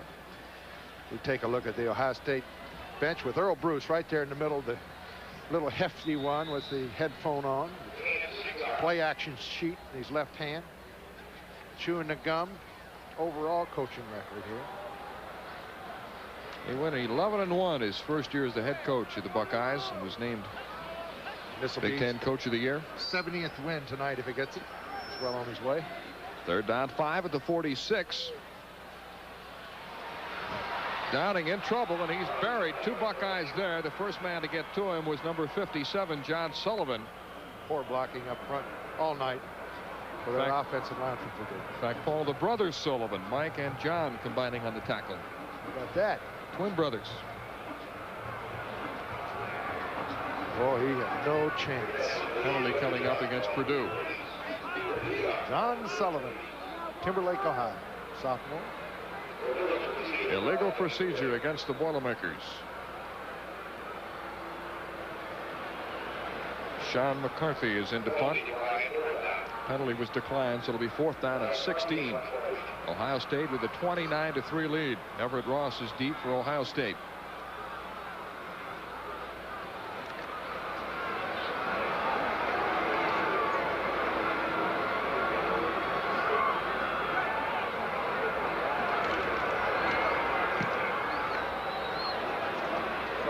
Ross will take it at the 18.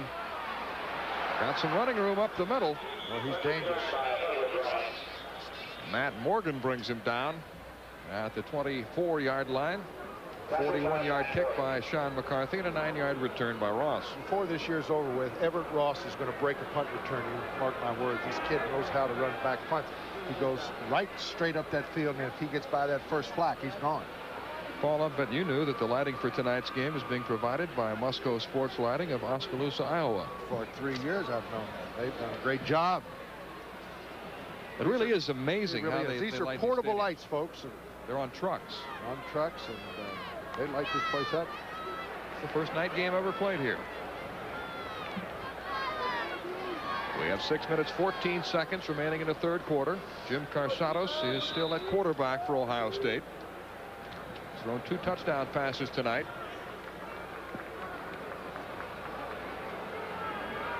In the backfield with him are Bryant, who takes the pitch, and Cooper. Fine tackle by Mike Weaver, moving up in the cornerback spot to cut down Jim Bryant.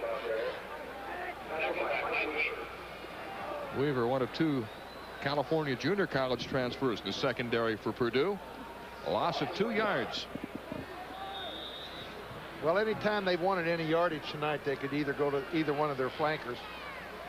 Chris Carter has caught 6, I think. No, he's 6 passes for over 80 yards.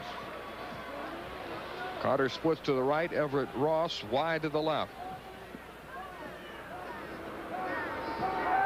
Carsados off play action, again stepping up. Pass is underthrown and almost picked off. It's incomplete. Matt Martin was juggling it as he went out of bounds. Chris Carter was the intended receiver. Well, I said they could. Anytime they wanted the yardage, they could go to him, but he was double covered. He's caught 6 passes tonight for 97 yards. Jim Bryant with another 100-yard rushing effort, his 3rd straight.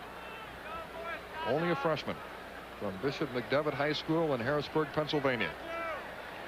Purdue in a nickel defense, facing a 3rd and 11 are the Buckeyes of Ohio State. Carsados on the give to Bryant. He's got a 1st down and more, and he almost broke that one, but he fumbles the football, and there's Rod Woodson to pounce on it for Purdue. Gerald Williams made the hit, and Bryant knocked the ball loose, and Woodson, who always seems to be around the football, recovers for the Boilermakers. Got a 23-yard pickup. I'll tell you, he had the 1st down easily, and Rod Woodson gets it back. Here it is, the draw. Over on the left side, Jim Bryant toss up the football, And Rod Woodson gets it back on the fumble recovery. He was the defensive player of the week in the Big Ten off his great performance last week against Illinois. Doug Downing has gone all the way at quarterback for the Boilermakers. Tony Grant in the backfield, along with Jerry Chaney, number 24, and a penalty marker is down. Ortho Kurtz and his crew have been busy tonight.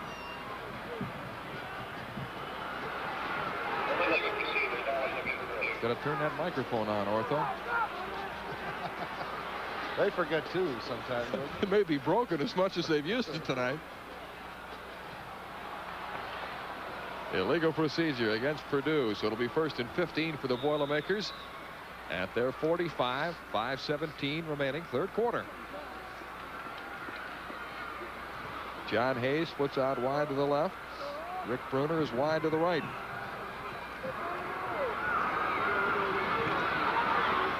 Downing's pass is complete to Jerry Chaney. Breaks the tackle, and he's into Ohio State territory. Up to 5 back plus 2 more. Jerry Chaney, a junior college transfer from Compton Community College in California. Lorenzo McCline, number 6, checks into the Purdue backfield. 2nd down and 9.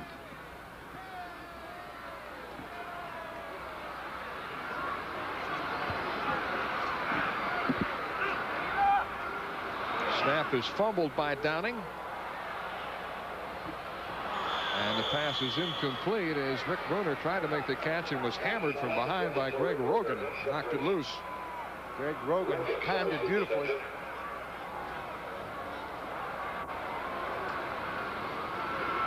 Third down and 9.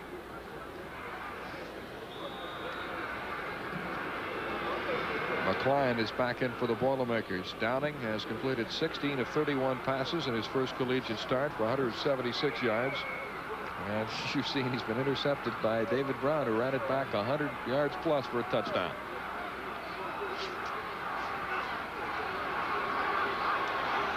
Downing on the rollout.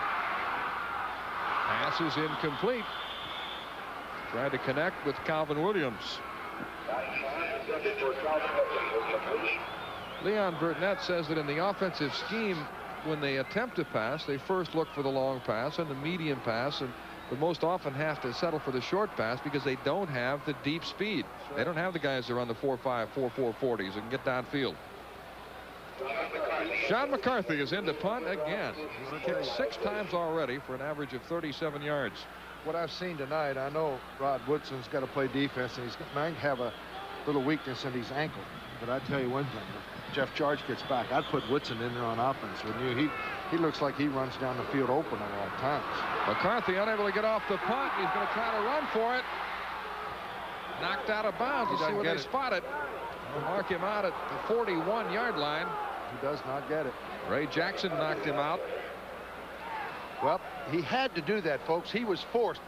The punt would have been blocked. He was looked like he had a chance of getting it blocked if you were the punter. Now watch from the pressure from the left side of the screen. That's Sonny Gordon again, who almost blocked it. Sonny Gordon would have absolutely blocked that punt. And now he just comes up a yard shy.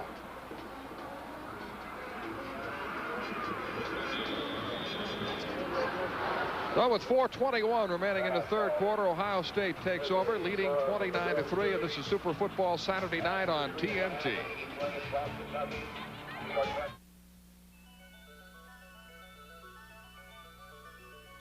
Pure, natural glass protects the goodness and taste you want for your baby. And with recyclable glass, you can see that the good things that come in glass come just as their maker intended. Brought to you by the people who make glass containers naturally. Hey, Super Football Saturday's gonna get you. Super quarterbacks collide when Ohio State's Jim Carsados aims for his favorite Buckeye target, Chris Carter. Minnesota counters with Sweet Feet Ricky Foggy.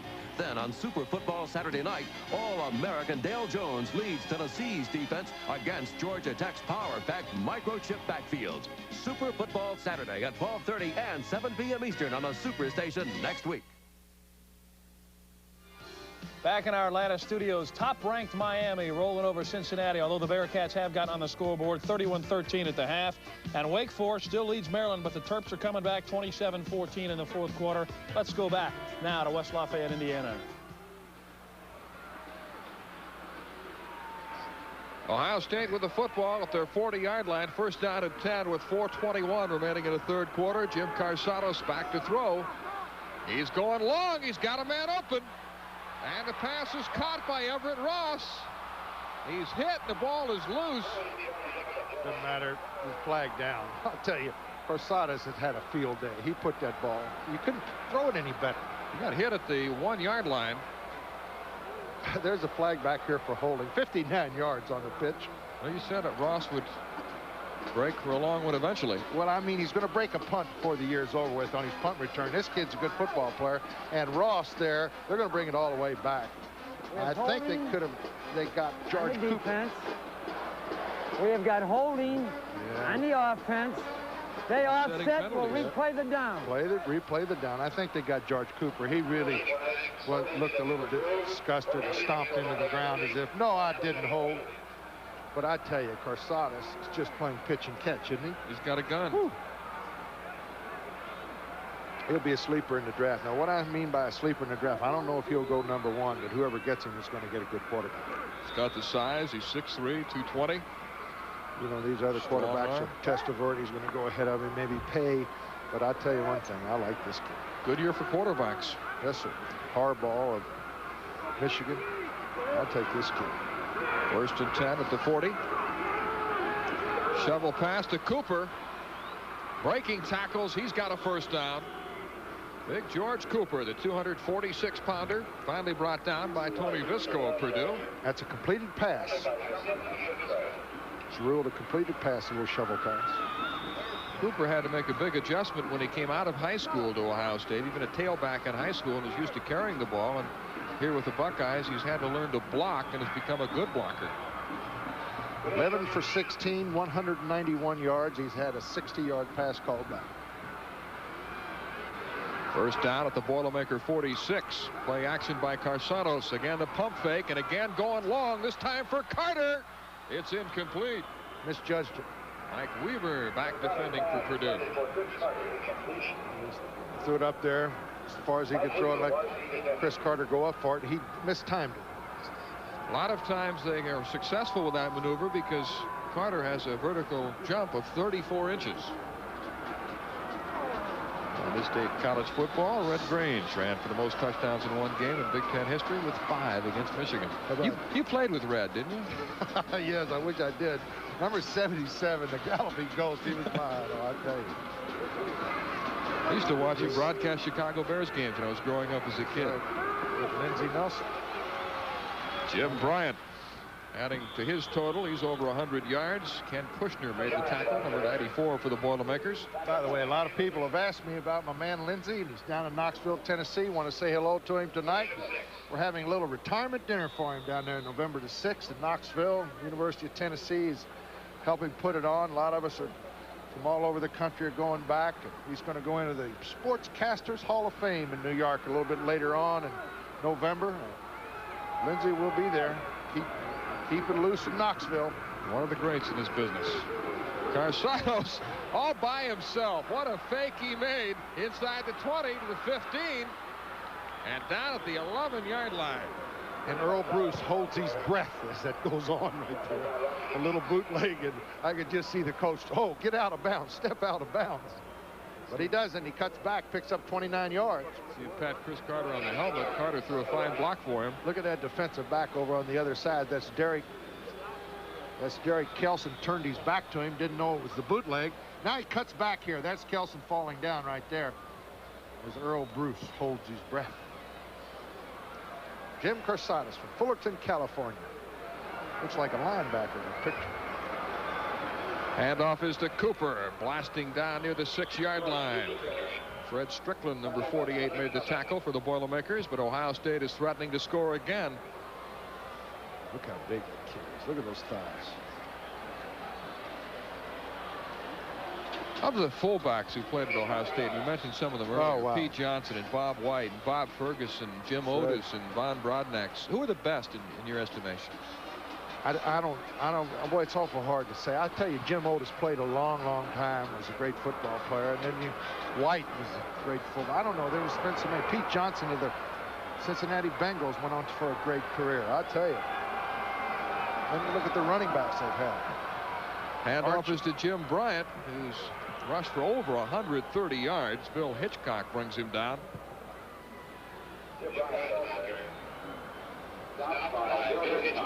Bryant, in his senior year in high school in Harrisburg, Pennsylvania, rushed for almost 1,400 yards and had 24 touchdowns. See Ed Taggart, to tight end, checking in. 3rd down and 4 at the 5. Ross splits to the left, Chris Carter to the right. Fake to Cooper, the pitch to Bryant, who fumbles it. Now he's in trouble and is knocked out of bounds for a loss. Tony Visco, number 49, drove him out, along with Ronnie Beeks, number 3.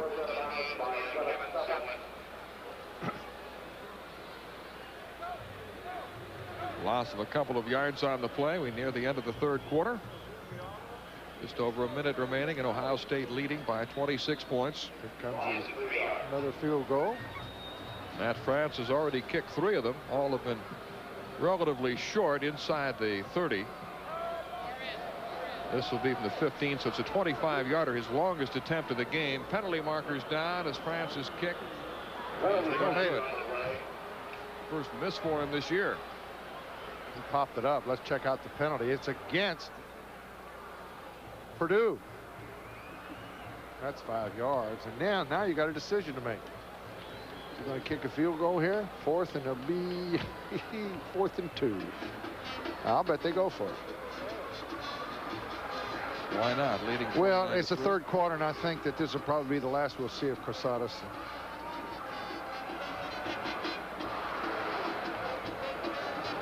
Tom Trupa played most of the 2nd quarter, as we see Carsados on the sidelines with Earl Bruce.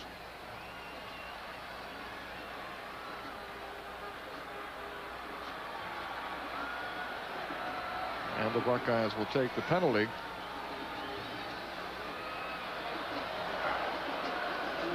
We're going to kick it in. I have to just replay 4th down.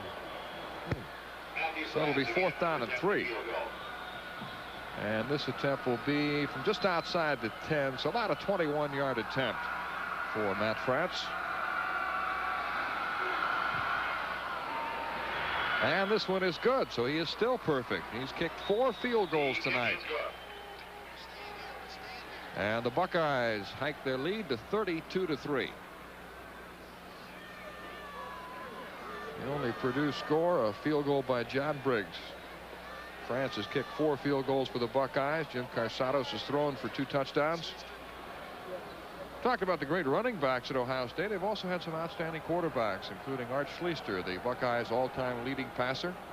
1981 against Florida State, he completed 31 of 52 passes for 458 yards.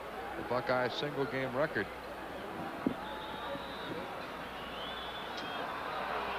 This telecast is authorized under broadcasting rights granted by the Big Ten Conference and Purdue University. Any publication, rebroadcast, retransmission, or other use of the pictures, descriptions, or accounts of this game without the express written consent of the Big Ten Conference, Purdue University, or the Turner Broadcasting System is prohibited. Pat O'Morrow will kick off for Ohio State. Buckeyes leading 32-3.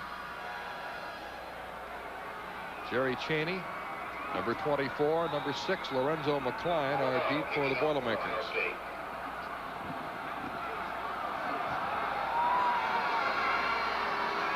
Chaney at the 4.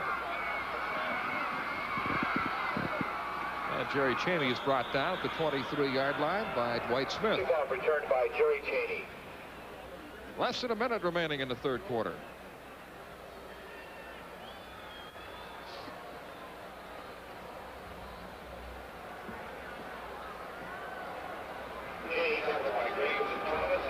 Doug Downing still at quarterback. He's gone all the way. Jeff George sidelined with a bad back. He warmed up before the game, but obviously was not moving well. And Leon Burtnett felt that he should not play him tonight. Got a bright future ahead of him. Some pressure again. The pass almost picked off, but it was Eric Kummerow who hammered Downing to the turf again. I tell you, nobody's picking up the big linebacker on the left side of the offense. He comes in. Here he comes again from the right side of your screen here. Nobody even picks him up. Darrell Lee almost intercepted that pass. 2nd down and 10. John Hayes splits wide to the right. Rick Bruner wide to the left. Doug Downing will operate from the shotgun. And his pass is complete. Good to Rick Bruner. Good pitch, right on the money.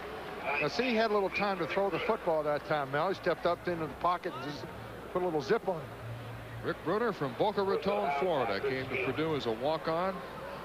Made the team, and 2 years ago was an honorable mention All Big Ten selection. He picks up a 1st down at the 32 or 37-yard line. Bruner again flanked left.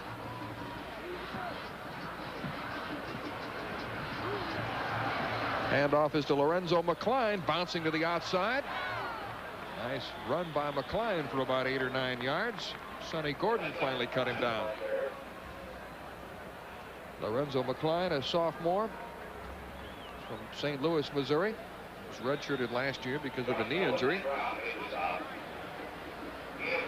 24 seconds remaining in the quarter. 2nd down and 1.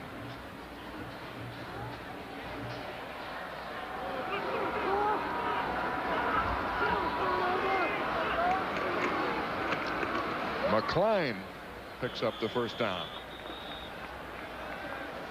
John Sullivan, number 57, made the tackle for Ohio State.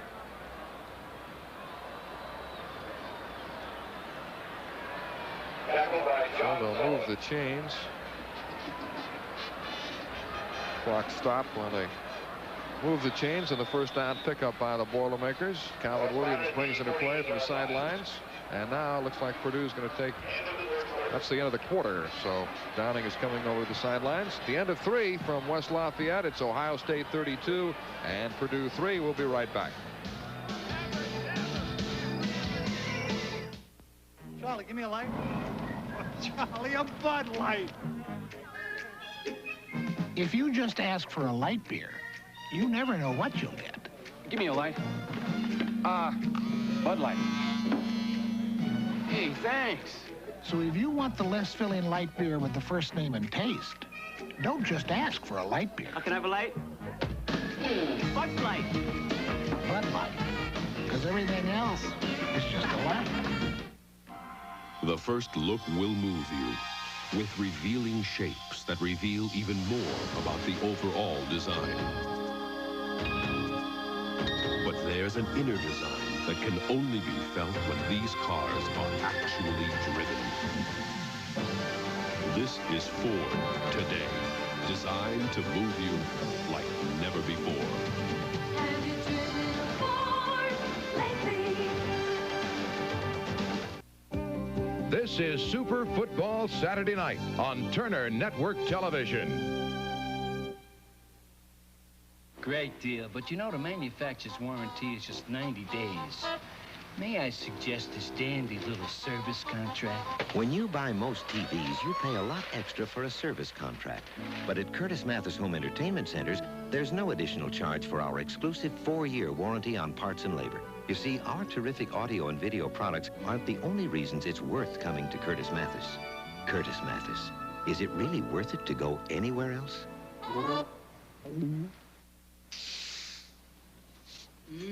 Smell that fresh coffee. Me? My nose isn't working.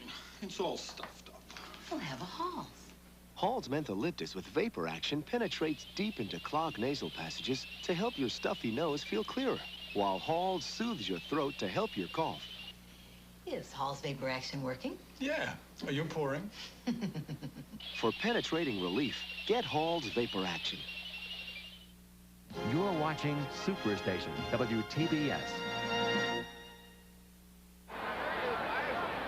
Mel Proctor with Paul Hornung back in West Lafayette, Indiana, as we began the fourth quarter with Ohio State leading Purdue 32-3. Purdue with the football. Doug Downing to throw on first down. He's got Bruner open, trying to come back and get it on an underthrown pass, but it's incomplete. We've had a lot of passes underthrown tonight. We keep bringing that up. Most of them thrown to Mr. Williams, Calvin Williams, and Mr. Bruner. Tonight's game is being brought to you by the U.S. Armed Forces, a great place to start.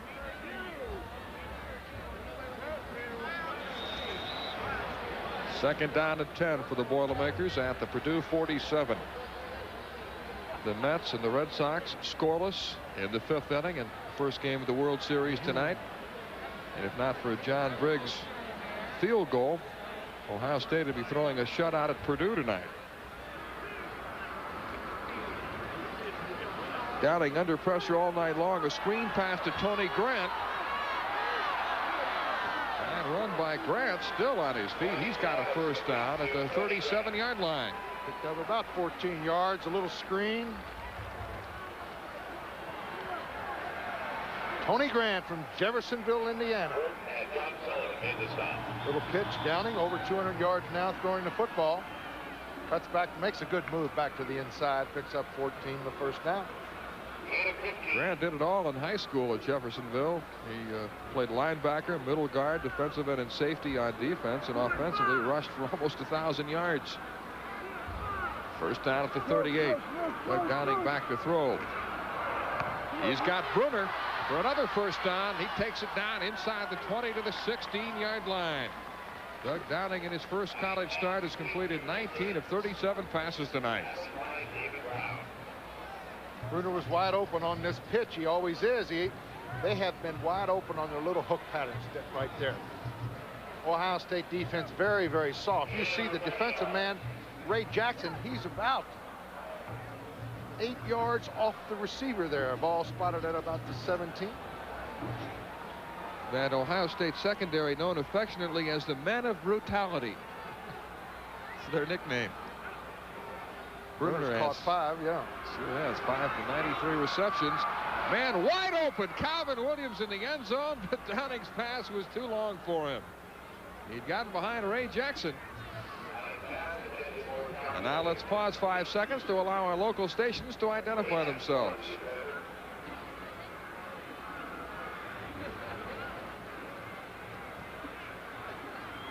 Ohio State leading 32-3 with 13:47 remaining in the game. Wake Forest leading Maryland by 6 in the fourth quarter of their game in the ACC. Look at Florida State. They're killing Wichita. 59-3.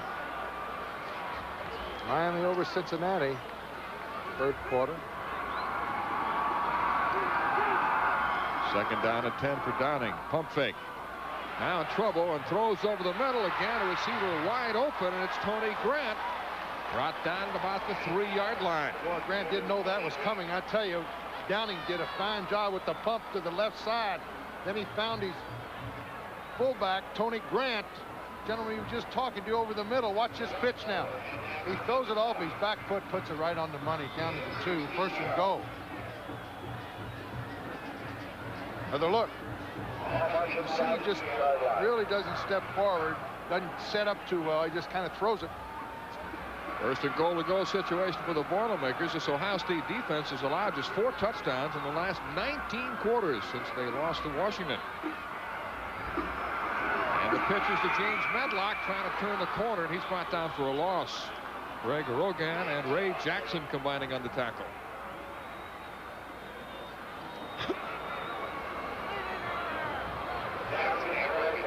Loss of about a yard. Lorenzo McCline, number 6, checks into the Purdue backfield. A chilly night here in West Lafayette. Temperatures in the 50s at the start of the game, dropped down into the 40s. Right now, the wind is blowing. I understand that interception return rule. The 100-yard return. Lorenzo McCline on the helmet. Nothing doing. He's stopped cold by Greg Rogan.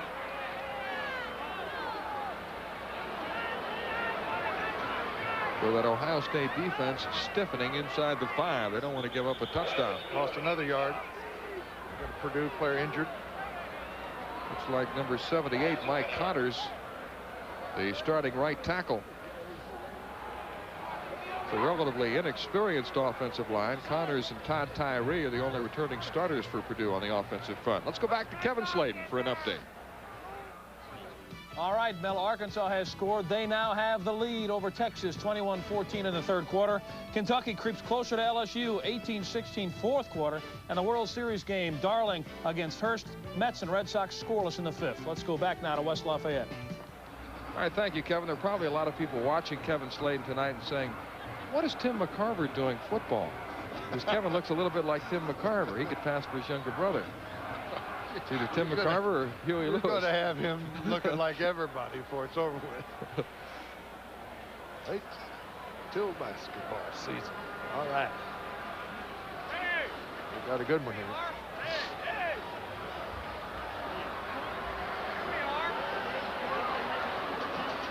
Third down and goal-to-go situation for the Boilermakers. Mike Connors came off the field. I tell you, this defense does not want a touchdown scored against them. The first team defense still in there. Over 68,000 on attendance here, Mel. 68,737 to be exact. Darryl Zammit has replaced Mike Connors at tackle. You got to be careful when you say that name. All right, you handle it. Darryl Zammit. Third and goal to go from the 3-yard line. Put a little bootleg pass here. Yep. Medlock and a fake into the end zone. Touchdown. Roll out made by Caleb Barnes. Roll out bootleg around the right side, wide open. Ohio State thinking run there. Doug Downing's 3rd touchdown pass of the season.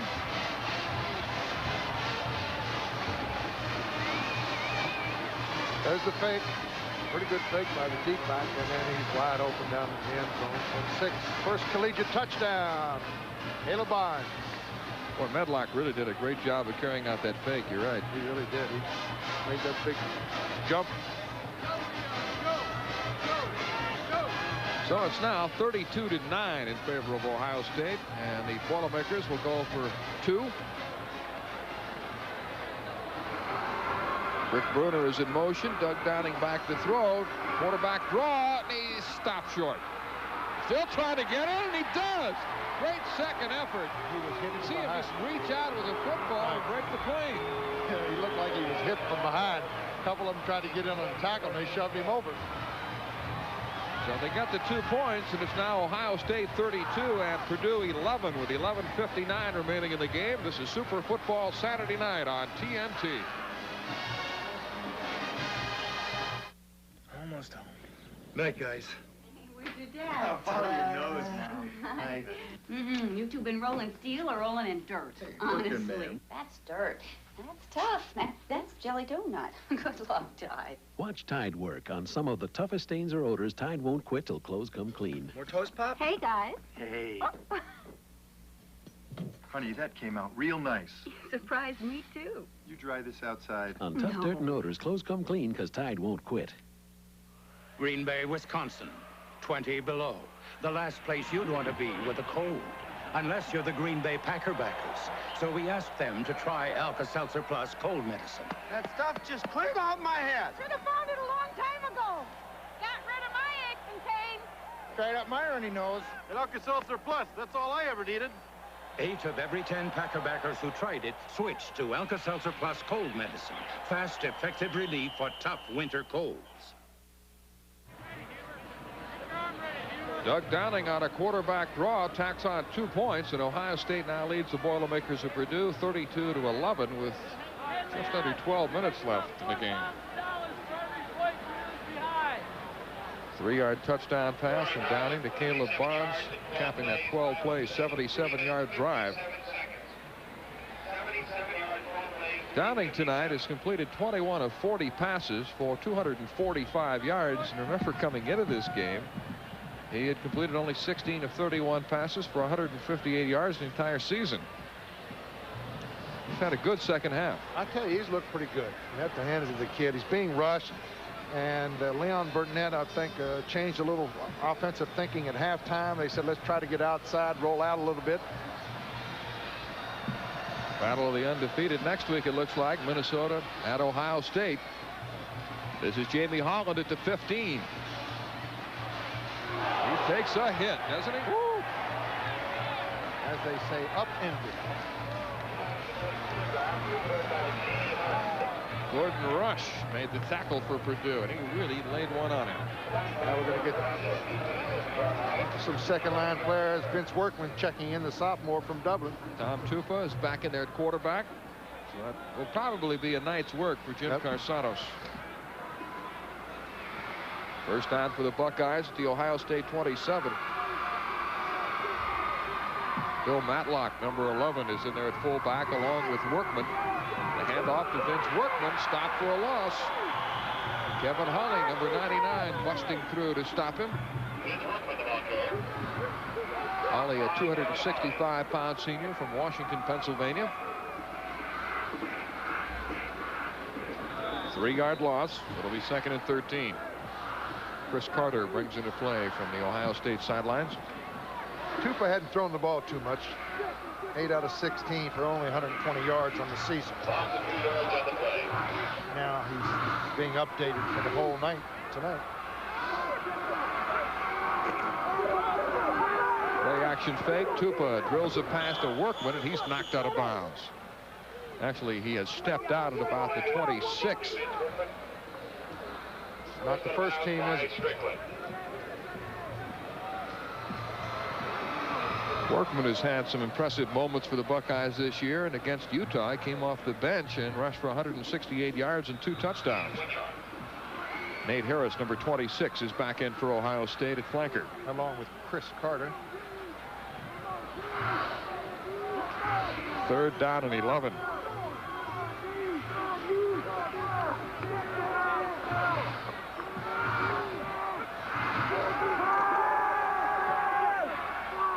Tupa throwing for Carter, using that great leaping ability to make the catch.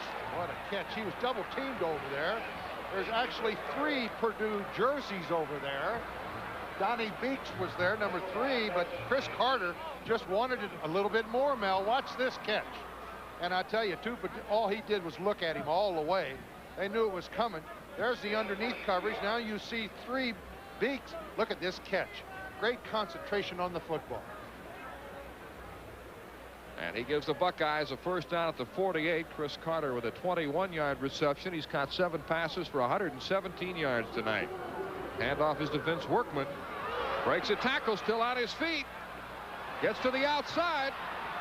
Looks like he might break that one for a touchdown, but he stopped at the 22-yard line by Mike Weaver. That's the best run tonight we've seen. I tell you, 29-yard pickup by Vince Workman, and he does a great job here of breaking a few tackles.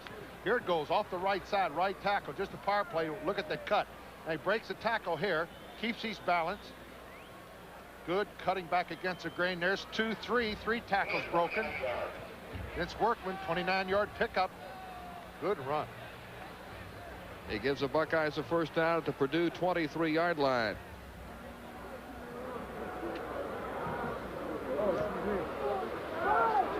Tupa throwing. And it's caught by Jamie Holland for a touchdown. Well, that didn't take long. 3 plays, boom, and they got the 7 back. I tell you, Ohio State just looked outstanding in offense tonight. And, of course, the defense for Purdue been giving up a lot of points all year long, and they've been outclassed. And Jamie I tell Holland you, getting behind Mike Weaver on this one, Paul. Holland goes up. Beautiful catch. And he beat Mike Weaver over there. Once again, Tupa just throws it up in the air, man-to-man over there. Jamie Holland. 23-yard touchdown pass. His first of the year. And Matt France's conversion is perfect. With 10-11 remaining in the 4th quarter, it's now Ohio State 39 and Purdue 11.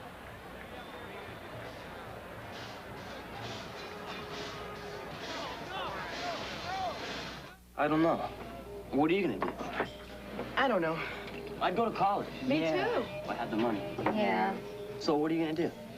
I don't know. What are you gonna do? You don't want those fries. What are you going to do, Jack? Eat your way to college? Really? I'm going to college on the new GI Bill. You serve full-time in the armed forces or part-time in the reserves, and you earn a lot of money for tuition. The new GI Bill. Are you using that pickle? Now for young men and women in the armed forces. It's a great place to start. See your local recruiter. Give me a light. Bud Light. If you just ask for a light beer, you never know what you'll get. Pitcher of light. Bud Light. So if you want the less filling light beer with the first name and taste, don't just ask for a light beer. Give me a light. Ask them to bring out their best. Bud Light. Bud Light. Because everything else is just a light.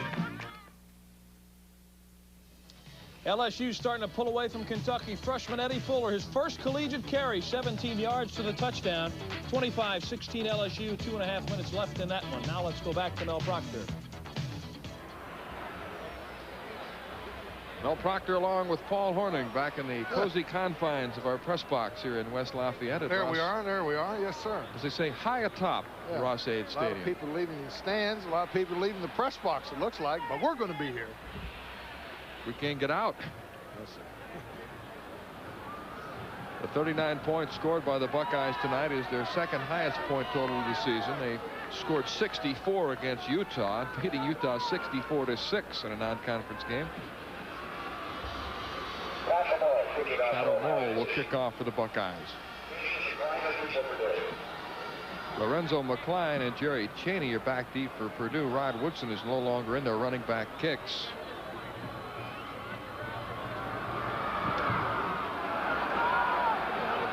And it hits and goes out of bounds. Terrible 5-yard penalty against Ohio State. They'll do it again. A lot of great stars here at Purdue in the past, and one of those is our own Tim Foley. Yeah, Tim called up today and said, if y'all don't put me on stars of the past, I'm going to kill you. So naturally we did it. He's tied for third in career interceptions here with 9. Yes, sir. Had Kramer last week, and now we got Mr. Foley. Works with Bob Neal on NSCC. I've got to speak to Ron Kramer about that bow tie that he's wearing. Is that left over from the Packer days? Is that brutal or not? He just does it on purpose. He tries to dress as bad as he can, and he succeeds.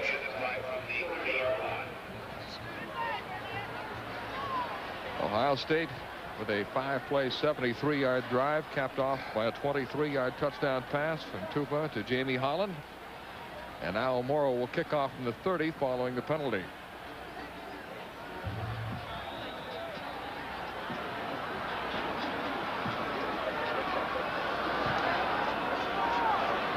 Lorenzo McCline at the 22. And he's wrestled down at the 33-yard line of the Boilermakers. Still popping down there. Mike McCray made the tackle. Long game tonight, isn't it? You got someplace to go? Wow, I got to drive to Louisville. Right. Got to drive to Louisville, which is about a 3.5-hour drive. Well, go ahead. I mean, don't let me stop you. No, yeah, I'll see y'all later. I think I'll get an early start. Mel, you handle it. Don't do that to me. Don't you dare. No, sir, I wouldn't dare. I'll tell you, I'm here to the end. Downing still at quarterback for the Boilermakers. The handoff is to Tony Grant. Grant looks good in the last couple series. Greg Rogan knocks him down. Tony Grant, the strongest of the Purdue running backs. This is the winner of our Kevin Slayton lookalike contest. Boy, you got him all over. She's down on the just having some fun with old Kevin.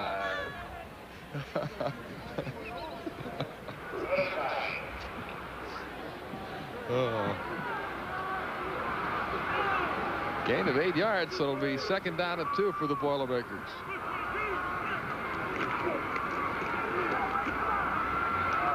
Jerry Chaney running hard, the junior college transfer from California. Picks up the 1st down. Joe Jenkins and Sonny Gordon made the tackle for Ohio State.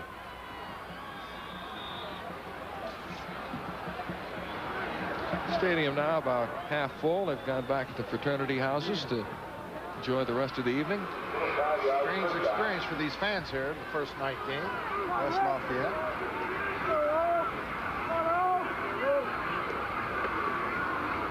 Jerry Cheney on the sweep, and he is nailed.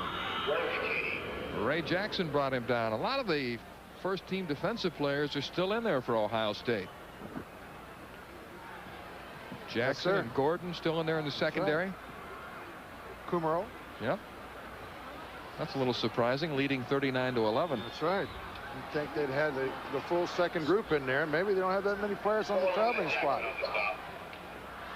Tell you, when they play at home, they dress some people.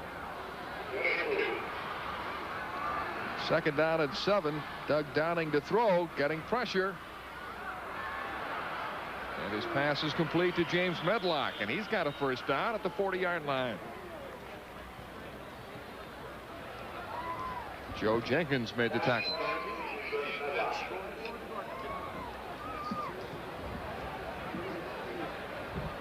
'55-year-old Earl Bruce in his 8th year as the Buckeyes head coach. He was an assistant at Ohio State for several years and left to go to the University of Tampa for 1 year as head coach, then on to Iowa State, where he had a couple of very successful seasons and was twice named Big 8 Coach of the Year. And then he came back to Ohio State in 1979, and he's been there since.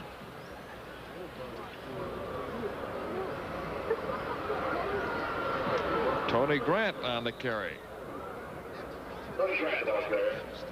Eric Kummerow makes the stop for Ohio State. He's been busy tonight. We understand after 5.5 innings, the Red Sox and the Mets are still scoreless.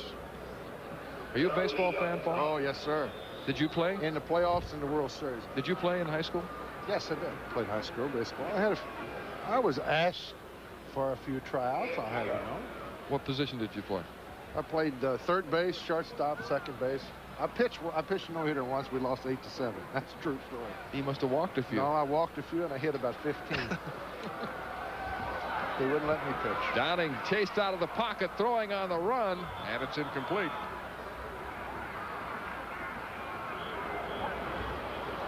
Pass was intended for James Medlock. It's been a long night for Doug Downing. Held up well under the circumstances, though, throwing on the run, being pressured on almost every pass, making his first college start against an outstanding defensive team in Ohio State. Third down and 8.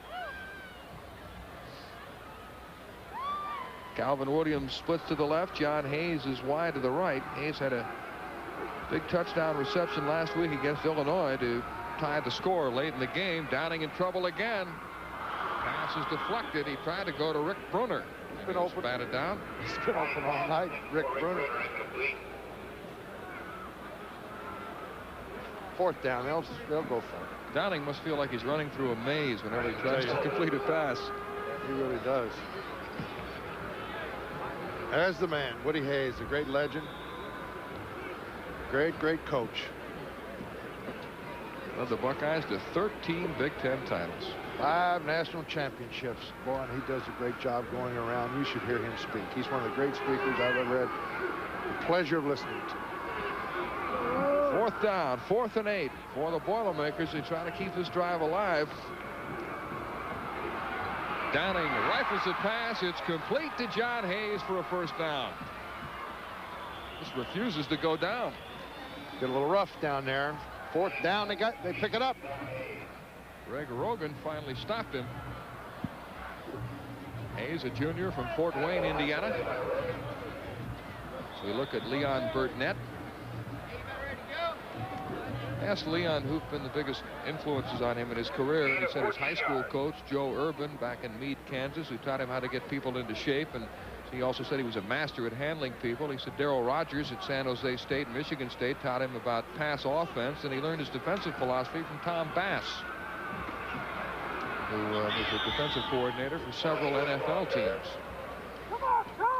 Tony Grant carries for Purdue, and Derek Eisenman and Eric Kummerow combined on the tackle. 2 of the starting linebackers still in there for the Buckeyes.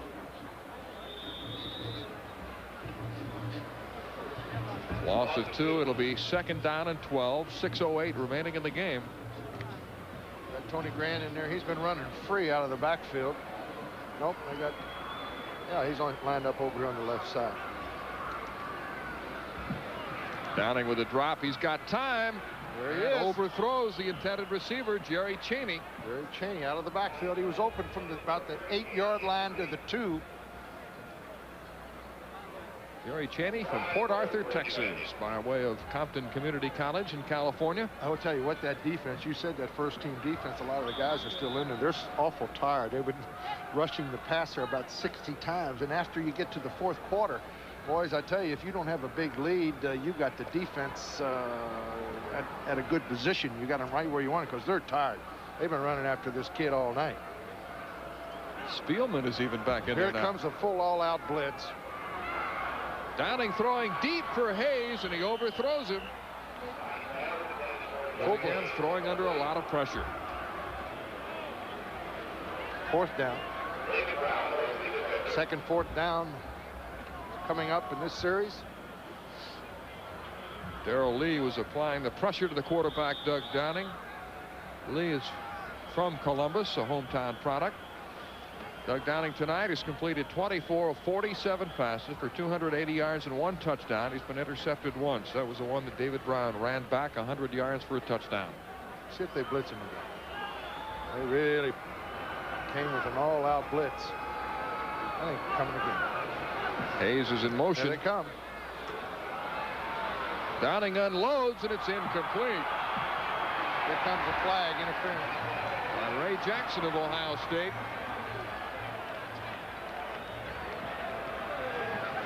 Dwayne O'Connor, the tight end, was the intended receiver. Let's see if he interfered before the football got there. Here comes the blitz. A little delayed safety blitz. He just throws it up. Well, you call it. Looked like that referee did not call it. Then first down here. Pass interference against Ohio State gives Purdue a first down at the Boilermaker 25. On the defense. One At official the spot, first down. at the spot. Ortho Court's microphone is working Right. again. The one official did not call interference, but the other one had a better view of it. The guy was on his back.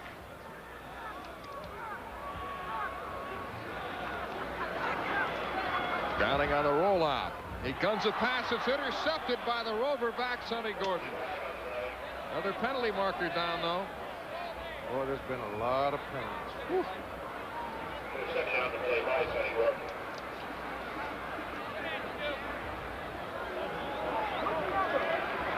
Sonny Gordon gets the interception here. Just a bad, poorly thrown ball here. Sonny Gordon right into his hands. And so Ohio State takes over with 5:32 to go. Sonny Gordon's 5th interception of the season. And with 5:32 remaining in the game, Ohio State takes over. The Buckeyes with a healthy 39-11 lead. This is Super Football Saturday night on TNT. You know, Ace is the place for some serious savings, like the October Best Buys in the Ace Monthly Circular. The Super Arc Lawn Rake is just $1.49. The Ames Kangaroo Lawn and Leaf Bag Cart, just $8.99. But Ace is also the place for savings on serious things, like the Code 1 smoke alarm with safety light, only $4.88 after a $5 rebate, and you can charge it. At that price, you can't afford not to protect your home and family. Ace is the place with the helpful hardware man. Second and goal. O'Brien might call his own. He's going back to Page, and he's going to go in. Touchdown, Jets. See the NFL on the NBC Radio Network with Don Criqui and Bob Trumpy. Hear all the action through their eyes every week, live on radio. Then stay tuned for NFL Live, a chance to talk directly to Bob about the NFL. Monday night, the Broncos take on the Jets. Check your local radio listings.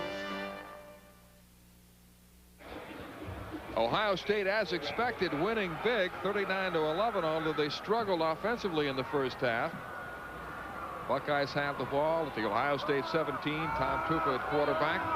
Bill Matlock in the backfield along with Vince Workman. This is Workman on first down. Workman works his way almost for 7 or 8 yards. Doug Edwards made the tackle. Both teams making a lot of substitutions now. Barry Walker, number 43, is into the Ohio State backfield. Steve Gressok, number 33, is also in. Second down and 5. Tupa, 5 out of 6, 77 yards, 1 touchdown. Steve Gressok takes the handoff and runs it out to the 31-yard line. Let's go back to Atlanta and Kevin Slate. All right, Mel, LSU has defeated Kentucky. A tough struggle for the Bengals, but they win at 25-16 and move to 4-1. Mississippi State leading 34-20 now over Tulane in the fourth quarter. Bulldogs looking to go 6-1. Let's go back to Mel Proctor. Thank you, Kevin. A first down for Ohio State with 4:40 remaining in the game. We take a look at the cheer group for Ohio State. I have a nice trip back. Columbus. Handoff to Vince Workman. Well, there was too much Jim Carsados, too much Jim Bryant, and too much Ohio State defense tonight for Purdue. And not enough Jeff George, who didn't play at all because of an injured back. Carsados would have played a whole game tonight. I don't know how much yardage he could have accumulated tonight. I mean, he just throw pitch and catch with him. Steve Gressok is back in there at running back for Ohio State. Second down and 8 at the 32. Tupa's pass is complete to Everett Ross. Oh, this kid, he's got a first down. This kid, there comes the flag from. Like a late hit by Nat Martin.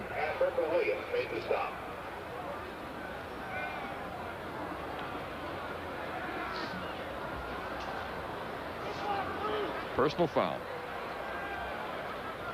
It's against Ohio State, however. Against the offense. Well, the Buckeyes look ahead to next week in a meeting with Minnesota in Columbus. 2 unbeaten teams, along with Michigan.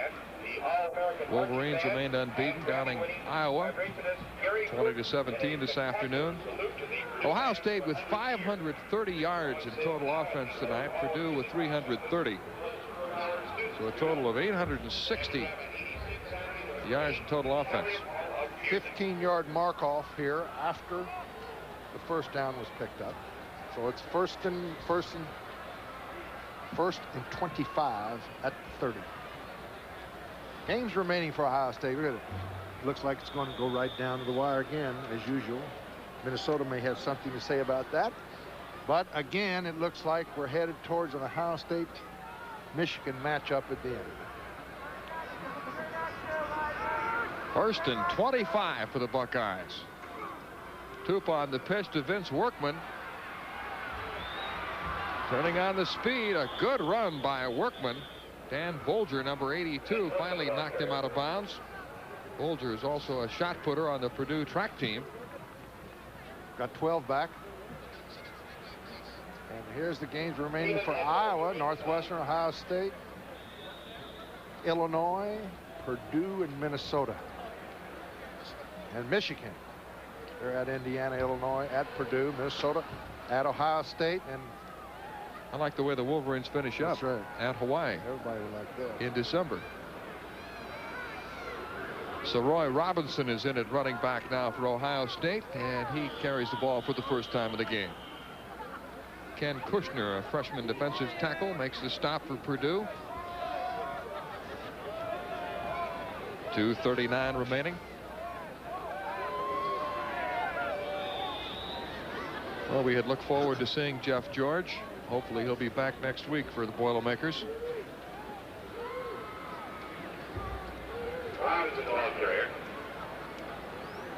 Third down and 10.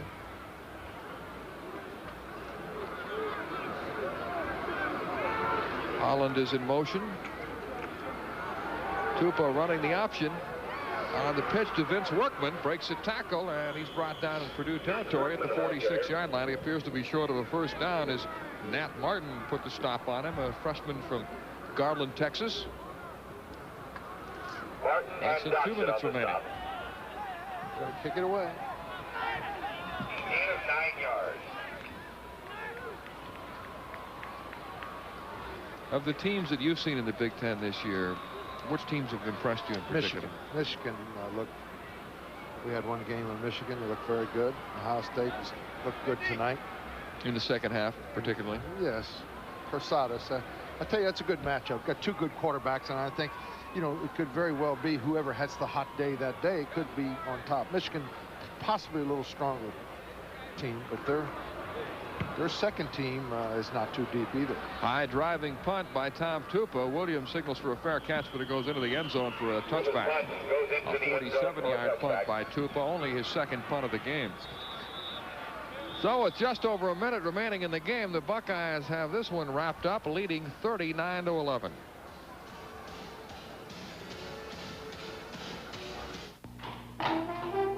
Strength, pride, tradition.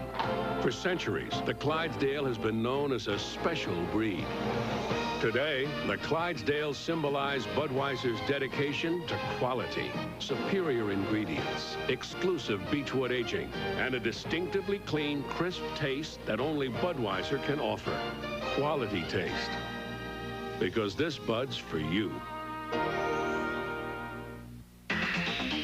The moment you see the award-winning Ford Taurus, you notice the difference in design. A difference that becomes even more dramatic the moment you drive one.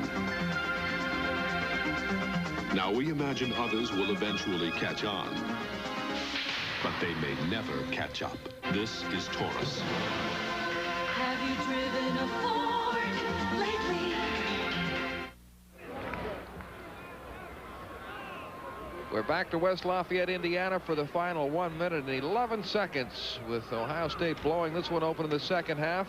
Lorenzo McClain carrying on first down for Purdue.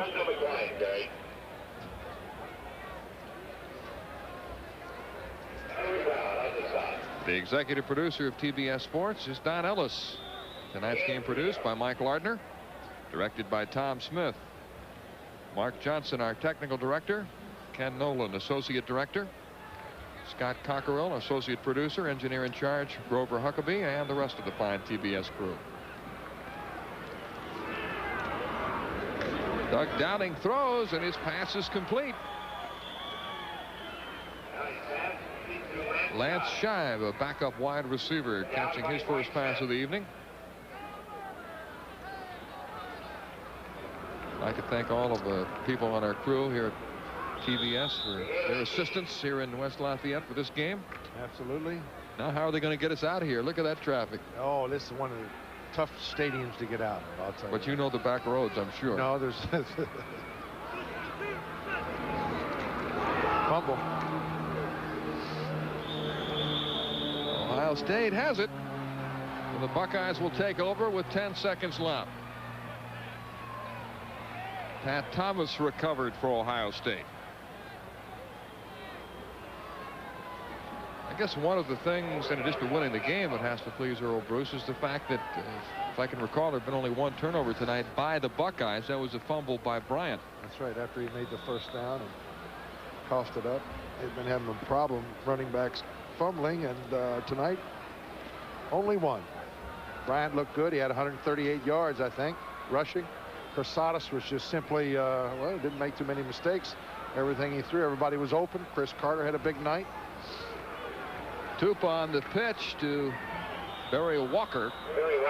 That'll probably be the final play of the game, as Ohio State will win its 5th straight. And the Boilermakers of Purdue got out of their 5th straight loss.